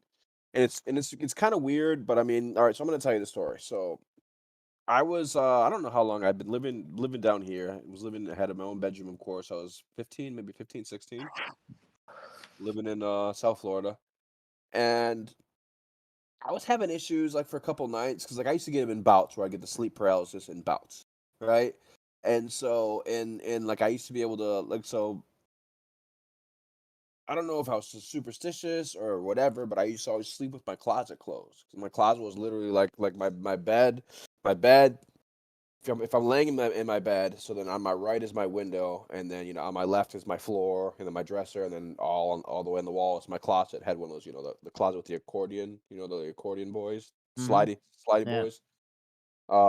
So I always slept with my closet closed, but this particular night, for some reason, I just didn't close it or whatever. I was too lazy to get out of bed, so I left it open. So I remember waking up. And when I woke up, I was in my neighborhood, right? I wasn't in my bed, but I was like, I remember going to sleep and having a paralysis thing, but then I remember waking up and I was in my neighborhood. And I knew it was my neighborhood, everything was straight, but I knew there was something bad and it was far away, but it was coming. I don't know how I knew, but I just knew. So it was like a nightmare. And then so everything was green. Everything had a green fucking tinge to it. So I ran down my street, ran to my house, ran upstairs. Like I tried to talk to my parents or whatever, and I don't remember like they weren't there, they didn't believe me or whatever the situation was. So I remember going and then getting in I'm like, whatever, fuck it, I'm gonna just go to bed. And I remember laying back in my bed, right? And when I laid in my bed, then boom, the sleep paralysis hit again. And so like I was laying in my bed and then it was like I wasn't dreaming. I was literally back laying in my bed. It's hard to explain, but it was like I said, I wasn't dreaming. I was dreaming when I was outside, like when I was outside and there was a green tinge and the thing was coming. But when I came home and laid in my bed, like I was just laying in my bed and I knew the thing was like still coming. And then there was a fucking green glow coming from my closet, right? And I couldn't really see it, but I could kind of sense it. And I kind of like turned my head. But you know how like when you have sleep paralysis, you can't really move, but like I could kind of inch my head over. So I kind of inched my head and rolled my head. It was like, like I don't know if anybody who's ever had sleep paralysis, you know what I'm talking about. I never have. It's No, I most never have impossible. either. Like No, I I could, get what you're saying. yeah. I get what So you're saying. Yeah, it's I true that was you just trying can't to move. turn my head. So when I finally saw, and I saw the green glow in my closet, I was pissed. I was like, "Fuck, man, leave me alone." So I remember saying basically "F you" to the closet, right? And whatever was in the closet picked me up out of my bed and threw me in front of my fucking door in my house, right? And then I woke up. And I woke up on the floor in front of my fucking door. And it like 2 or 3 weeks I slept with my light on, with the light on, my door open, freaking closet closed. That shit like scared the crap out of me. And I thought it was all a dream until freaking the thing I told it to fuck off basically, and it threw me across my room and I woke up on the ground. I was not a happy camper for Wh- weeks. When Anyway, did so you say that's the my sleep? story. When Go did you say the sleep paralysis started? You said you were in the neighborhood, So, all right. and So you I said had been having issues with sleep paralysis like for like a couple days, and then so when I went to sleep that night, I had the same thing to where I got the sleep paralysis, but then I went to sleep, and then I woke up like like I don't know, like 5 minutes from my house, like in the front of my neighborhood, and like I said, everything had like a weird green tint, and I knew something was coming. I can't remember if I heard the footsteps or if I whatever, but I was like, "Oh shit!" And it was kind of like a lucid dream at that point because like when I realized that like literally the world had a green tint, and I don't remember or not, but I think I might have heard footsteps, but I remember to myself thinking, "Oh fuck, this is a nightmare," And I was like, "Well, that's not good." So then I ran home, and then when I got home, tried to talk to my parents, couldn't really talk to anybody. It was one of those surreal things, like a dream things. And I went upstairs, closed my door, got into bed, looked over at the closet basically, and then I realized that at that point I wasn't sure if I was awake or if I was dreaming. I didn't know what was going on. And then like I was like, "Oh, I'm still dreaming." But then the reason that I think that I was awake is because the thing threw me out of my bed and then I woke up on the floor. Like, and here's the thing, like just to give you perspective, like when I woke up on the floor, it wasn't like, oops, I rolled and fell out of bed. It was like my bed was in one spot and then like my door was, what, 5, 6, whatever, 10, I don't know, however, X, Y, Z feet away. And I was in front of my door to where like I would have had to have gotten up, physically walked, 5 or 6 steps to get to that position. It wasn't like I could have just rolled out of bed and fell on the floor. So, and I remember I woke up with the sensation of hitting the ground by my door after thinking that I'm dreaming that something picked me up out of my bed and threw me on the ground because that's not a thing that can happen. And it was all the whole that was all there was so that was my experience basically. Like I said, the sleep paralysis pretty much happened before I fell asleep and began to have that dream, and then, like I said, the point right before, what I mean, I whatever, like I was out of my bed. So, how bad was the distance between you and your bed? Was it like a large distance or like a reasonably like a throwable distance? Like how strong? like, was yeah, so like it wasn't like I didn't have like my room's not like a penthouse. It was just a regular. We had like a 3 or 4 bedroom house, so it wasn't like a huge room, but it was like I don't know, like I don't think like I could have thrown myself that far at 15. So I mean, like maybe the size something that a grown man could like probably put their arms under your back and under your legs and kind of toss you. It wasn't like a substantial distance where it was like, oh my God, he threw me 30 feet, where it was obviously not something that a human could do. But in the same point, it was like I said, I woke up alone in my room on the ground. So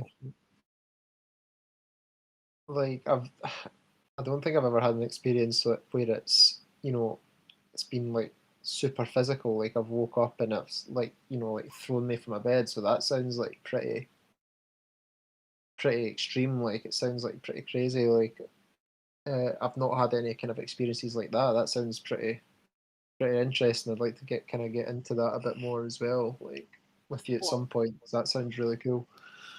I mean, Well, it was cool in a scary. It interesting was way, but it sounds So terrifying. let me ask you yeah. guys. Let me ask you guys a question. Have you guys ever had a dream, like an actual dream, where something may have been chasing you and you tried to run and you can't physically run in your dream? Is that considered sleep paralysis? No, like sleep paralysis is like right. So the easiest way to explain it is like your Mechan- body goes to sleep, but nightmare your mind's still mechanics. awake. Yeah, because So I want to relate with you guys, and I'm just trying to think of a situation where it's something kind of like he just explained with his, where he was running from something, and then, you know, Who's never some- had an experience of sleep paralysis to where I don't think I have. You What were it is trying to get basically- up and you couldn't. that's So- not really like sleep paralysis. Like it's not necessarily where you're trying to get up and you couldn't. It's Yeah. like it was interesting the way Jin kind of described. I think it was Jin a little bit. Maybe it was Jin or I think it might have been Kaz. I'm not really sure now. Kind of like the pins and needles to the pain, where it's like he said basically, it's your mind is still awake, like to a degree, but your body is asleep. So like your mind basically has shut. Sleep paralysis basically allegedly occurs like basically when your body and most of your functions are pretty much shut down, and then your mind is asleep. Your mind's basically awake. So it's like your body's asleep, so you can't really move. But I mean, you can through effort, you can shake yourself awake or whatever, or kind of like a micro.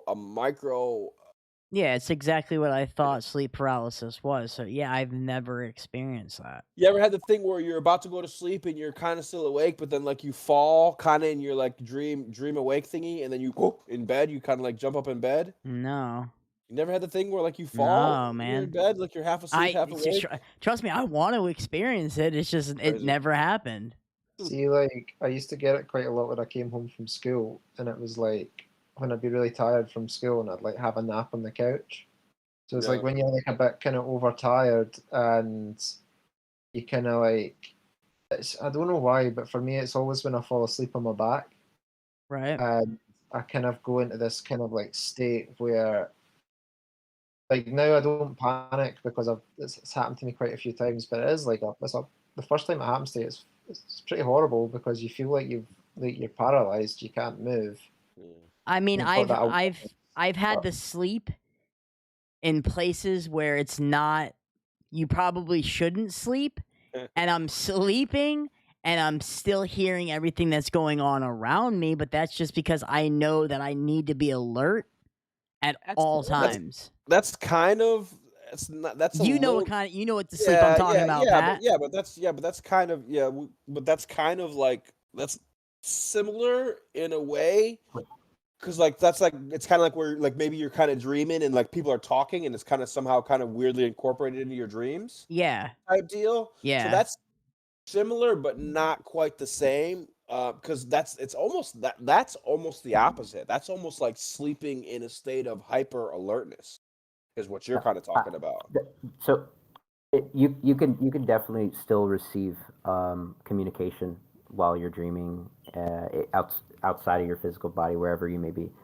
All of that sensory input is still going to reach you All right. if somebody's talking right next to your physical body. But the sleep paralysis is like distinctly you are just you feel like your body is like a lead brick or something. It's just so heavy and you can't move. Yeah. That's all it is. And you start panicking maybe because you're wondering why I can't move, and you might move your eyes because it's the only thing that you can move, and you maybe start hallucinating or seeing some things that are frightening, because most likely you'll be in like a dark bedroom and you'll start looking at the shadows and thinking that that's some demon or something. So that's like the common thing that people experience, is they So feel like they're heavy. Here's my postulation on that too, is that like I like Jin's perspective, because he's being extremely clinical, coming at it from extremely logical, a logical side of things. That this is what people are seeing, and this is why, and this is the actuality. That they're actually hallucinating these things. But I don't necessarily think that these things may not be a figment, as they say, of our subconscious. These things may be real. Side note about sleep paralysis, a really cool band out there named Dredge. They wrote a concept album based on sleep paralysis and the effects and the hallucinations that it causes. Really, really awesome band.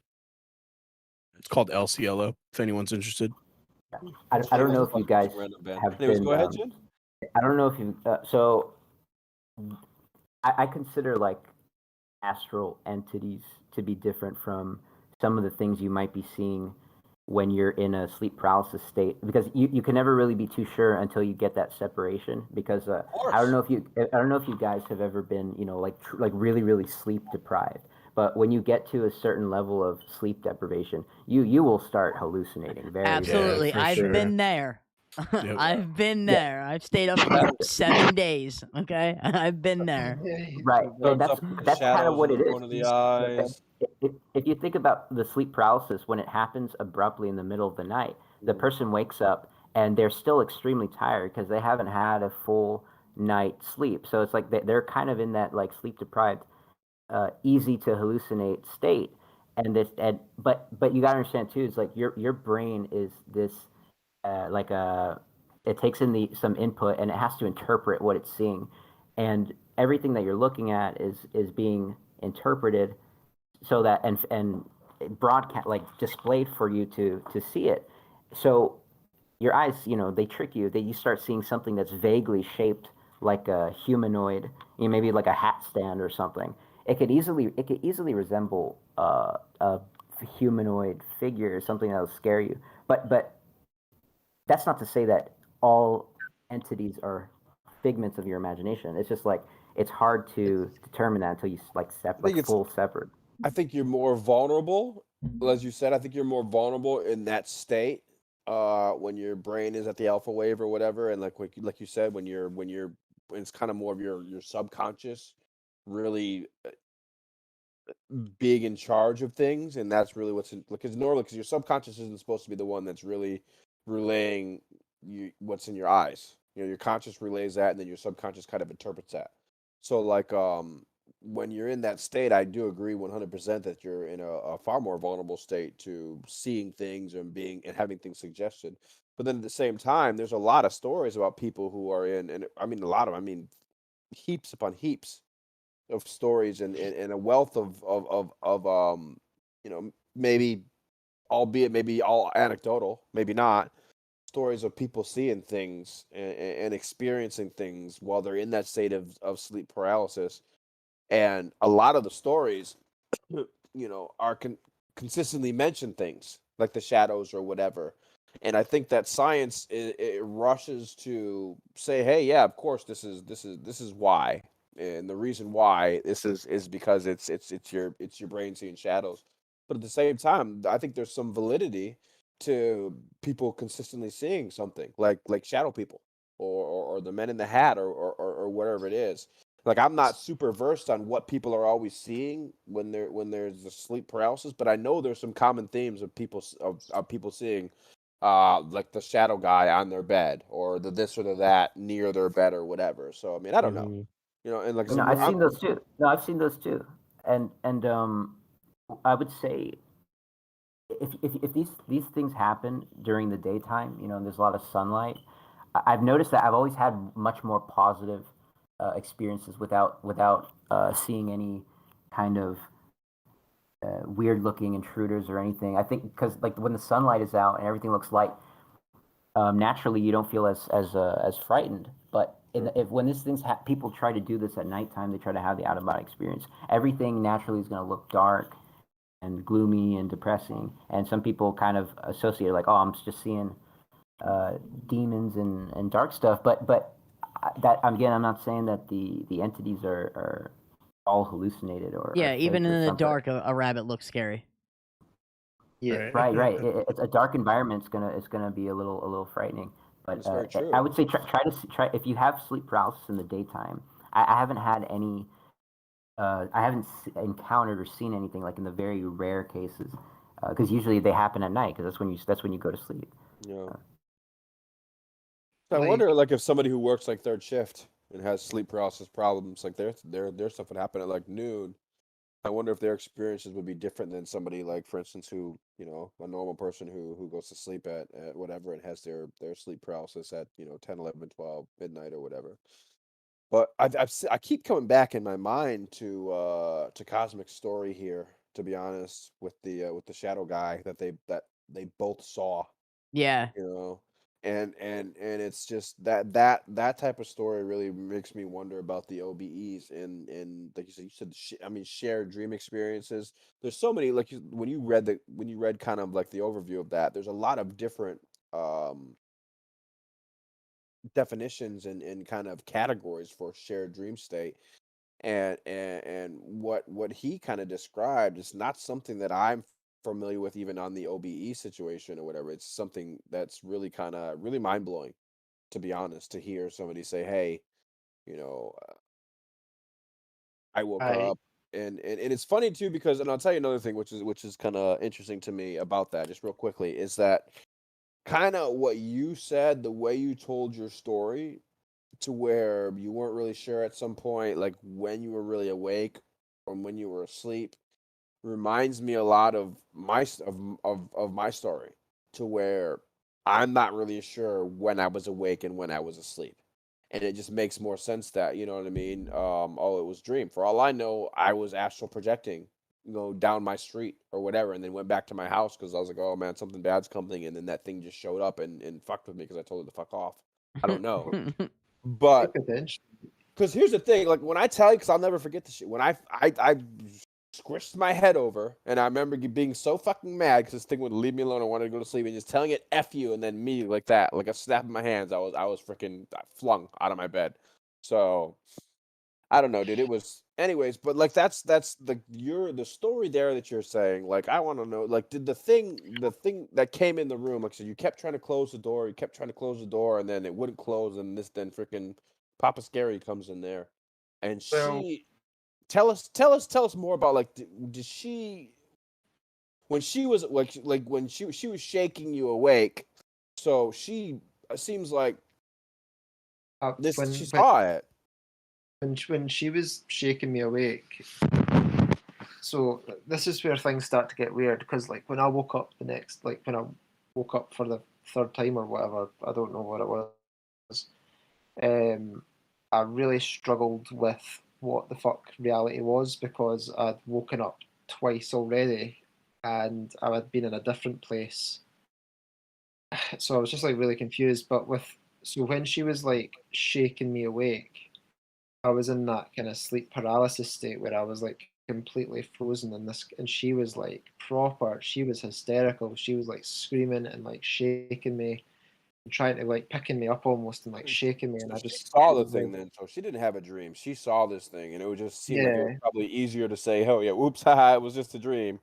You know. yeah. Like it was harder to deny because I was like I had the same dream, and I told her about what I'd done. Like I told her that I'd been meditating and Did she what mention anything about the room looking weird, or? She didn't, but the room was like just like definitely in a completely different layout, as if, and that makes me question like have I like did I go into like almost like a splinter reality, like almost like a kind of like an alternate reality that was similar but kind of just That's like slightly something, different. as weird as that sounds, that's something that I wanted to explore at some point. I kind of wanted to write a short story about that, about how sometimes when we dream, I feel like, I don't know, it's true or whatever I say. I think that sometimes when we dream, or I feel like it's possible, in the fantasy world, that when we dream, that we slip between dimensions in our Quite minds. possibly, like, and when I read that Robert, is it Robert Monroe, the kind of Project Gateway thing, the guy talks specifically about almost like your brain, like I think your brain's capable of traveling at the kind of, because this there's like a lot of like theories about the brain, the psyche being like eighth dimensional, so like above our third dimension where we can like and they're saying that like our brain can almost like travel at the like above the speed of light. So when you like hit that kind of click out point, when you hit that kind of speed of light, you're then out of the realms of our kind of third dimension. Well, it makes And like sense though, how, because like yeah, thought occurs. I mean, like when you think, like, allegedly, I mean, it makes sense because like consciousness would be something that would occur because the speed of light is something you're measuring, something that's physical still. Light is still technically, it's a wave, so it's still physical. while Yeah. thought is not. So it should, why wouldn't you be able to theoretically in your consciousness travel outside of time and space? And I think that's like, like even when like I know Jin has studied a lot of kind of like the Eastern philosophies and things, and like where do you think all these like characters and stuff came from, like Krishna and this little blue guy that, like I That's think a like, cool perspective. I and like it's that. all like all myth in general. Like where do you think like Perseus getting like sandals that kind of like, allows him to fly, like all this kind of stuff, like all this is like intrinsically linked. Yeah. It's Um, even possible. It's even possible that the things that we see, maybe some of the hallucinations or the manifestations that we see that when we're in this state of this out of body or this complete paralysis state, maybe it's those things from those other dimensions or those other earths, those other realities, kind of bleeding into us being able to see them in our dimension. Maybe ghosts are just people sleeping in other dimensions, and popping in. that's why I Uh, think like sorry to cut in, Jim, but like I would highly recommend reading like Carl Jung and his theory of the archetypes and stuff, and especially he like went through a similar state where he was like talking to entities and stuff, and he had an entity called Philemon, which I believe is like a kind of biblical kind of reference, that he talked to, and he was able to like ascertain like advice from him and like different things, talk to him about the past, the future, all these different things. And he actually wrote a book called The Red Book, which was like an accumulation of all the kind of stuff that he wrote during that period, Oh. into like this almost like he created his own Bible essentially, talking about all these experiences. I've got it in my cupboard and I'm too frightened to even look at it. But yeah, like honestly, I think he was definitely onto something in this kind of like he kind of broached on like myth and religion and like where it all stems from, and it's like almost like these foundations that already exist within the mind, and you're kind of able to access it. And Mhm. You the had. these Sorry, I'm sorry. I don't want to cut you off real quick, but you had something you wanted to add there, Jin? I was gonna touch on when he was referring to dimensions and the relationship with like Hinduism is that they have a whole very very complicated layout of dimensionality theory, stuff like that. So they're like extremely complicated, but they'll try to categorize these dimensions as like, okay, here's these like 7 or 8 dimensions or something, and within those, there's layers within those too. But they have a whole system for that. It's like very complicated. Yeah, they're trying But to and achieve the highest level of enlightenment, right? right. So they would Yeah. compare like, okay, you would reside in these one, and in Tibetan Buddhism they would call these like bardos, and they talk extensively about bardos and how like we're in one of them right now, and all of the things of dreaming, that's one of them. When you die, you go to a different one, and they call these bardos.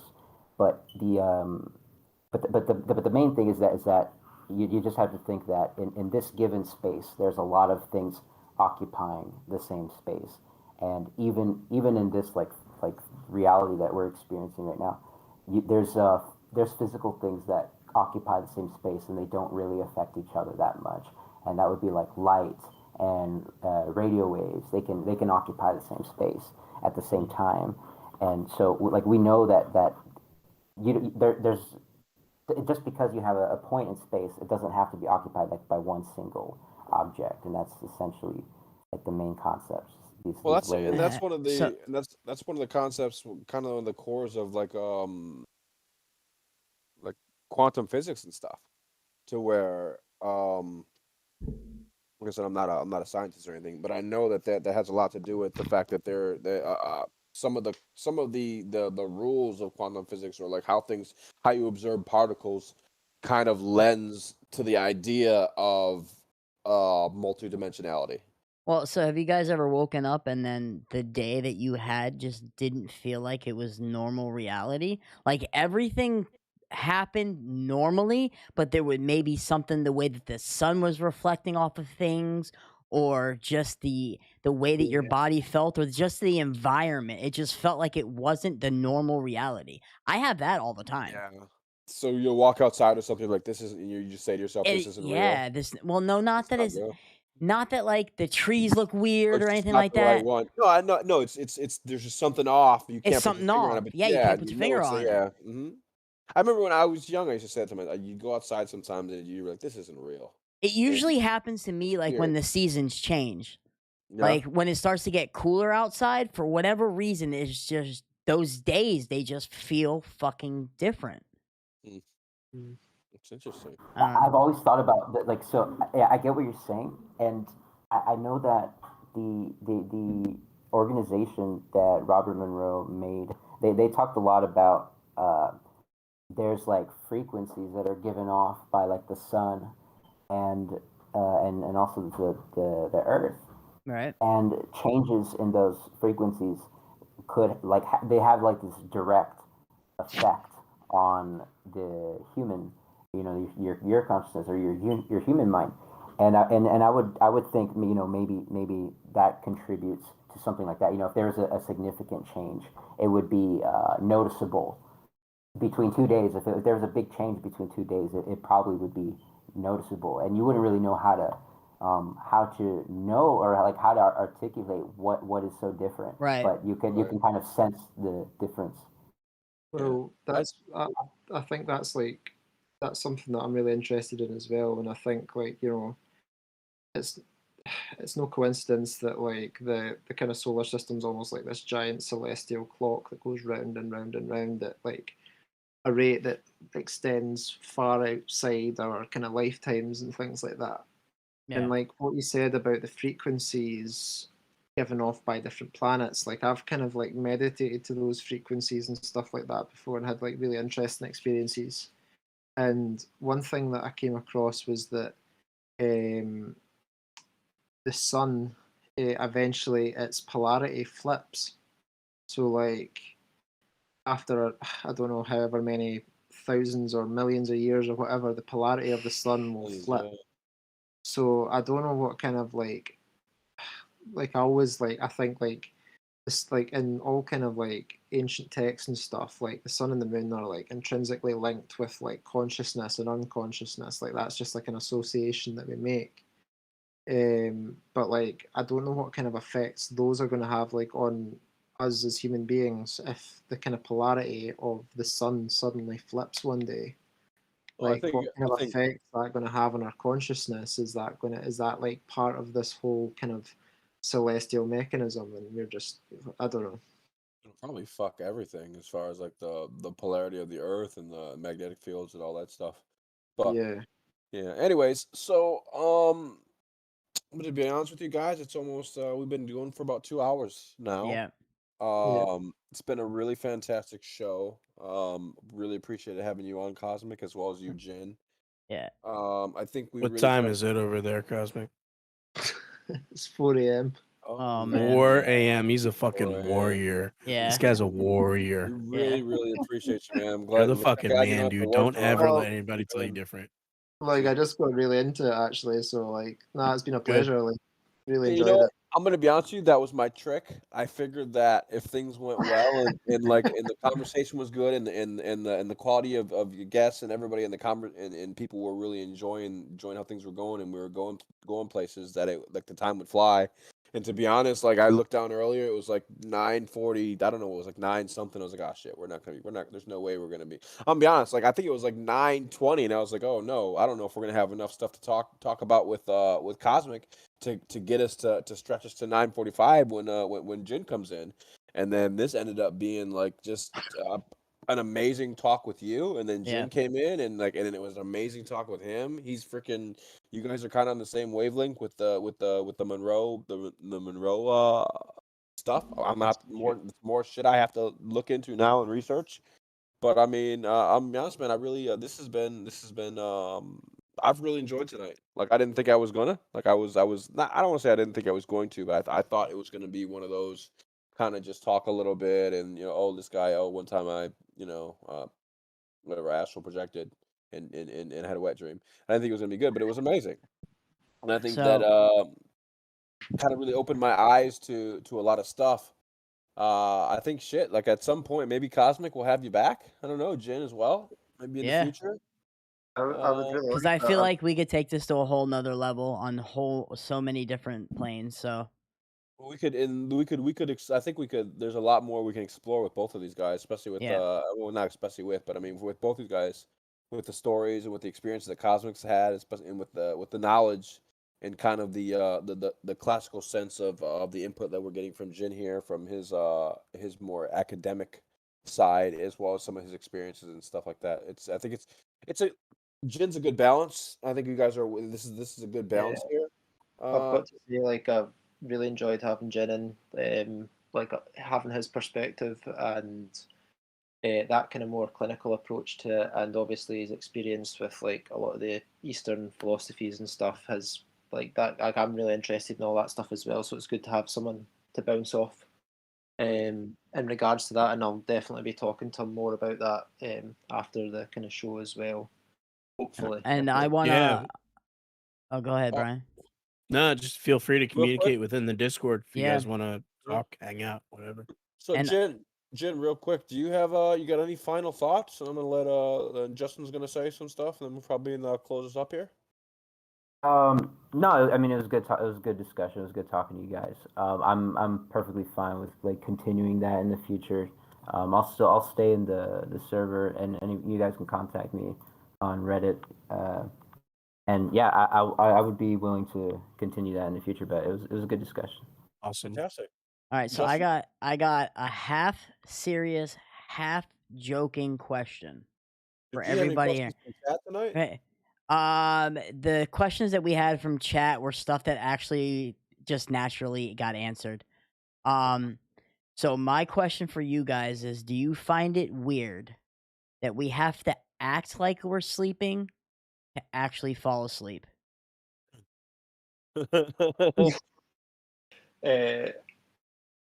Right. Can you rephrase that? I think my personal opinion on that question is that that's what we do. That's what anybody does with anything they do on the planet Earth. I don't care who you are, what job you is go kind to. of- You it's kind of act like funny. what you're doing when you're doing it to pull it off. Yeah. But Pat, Whether you're the understands. president of the United States Yeah. or I you're get a what you're He's, therapist, saying. I get what you're saying. If I'm making an ice cream cone, I gotta act like I'm making an ice cream cone. hey man, you're gonna make that Well, that fucking is- ice cream cone eventually. You know what Well, I'm that's saying? weird though. Yeah, you gotta like you're like, oh, all right, go to sleep. All right, let me lay down and close my eyes. Yeah. Yeah, It is, like, pretend you are pretend you're kinda- asleep. Yeah, you Yeah. are kind of going through the motions. You know, it's different. It'd be like, oh, I'm gonna pretend to make an ice cream cone now. You know, it is That's what I weird. tell my kid. I'm like, all right, time to pretend we're going to bed, and it worked. You know, like just pretend you're sleeping, Oh. and you'll go to sleep. And another thing, Brian, you said your kid is sleepwalking right now. Yeah, If you're not fucking placing him in weird predicaments halfway through his sleep so he wakes up somewhere else, you're doing it wrong.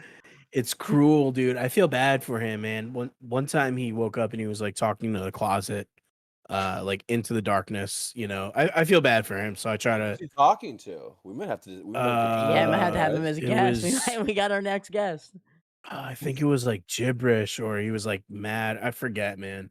What It was was just- bring him he was- on and we talked to him It earnestly. wasn't like he Started wasn't talking about speaking the in Latin or fucking something, was he? Babadook or some shit.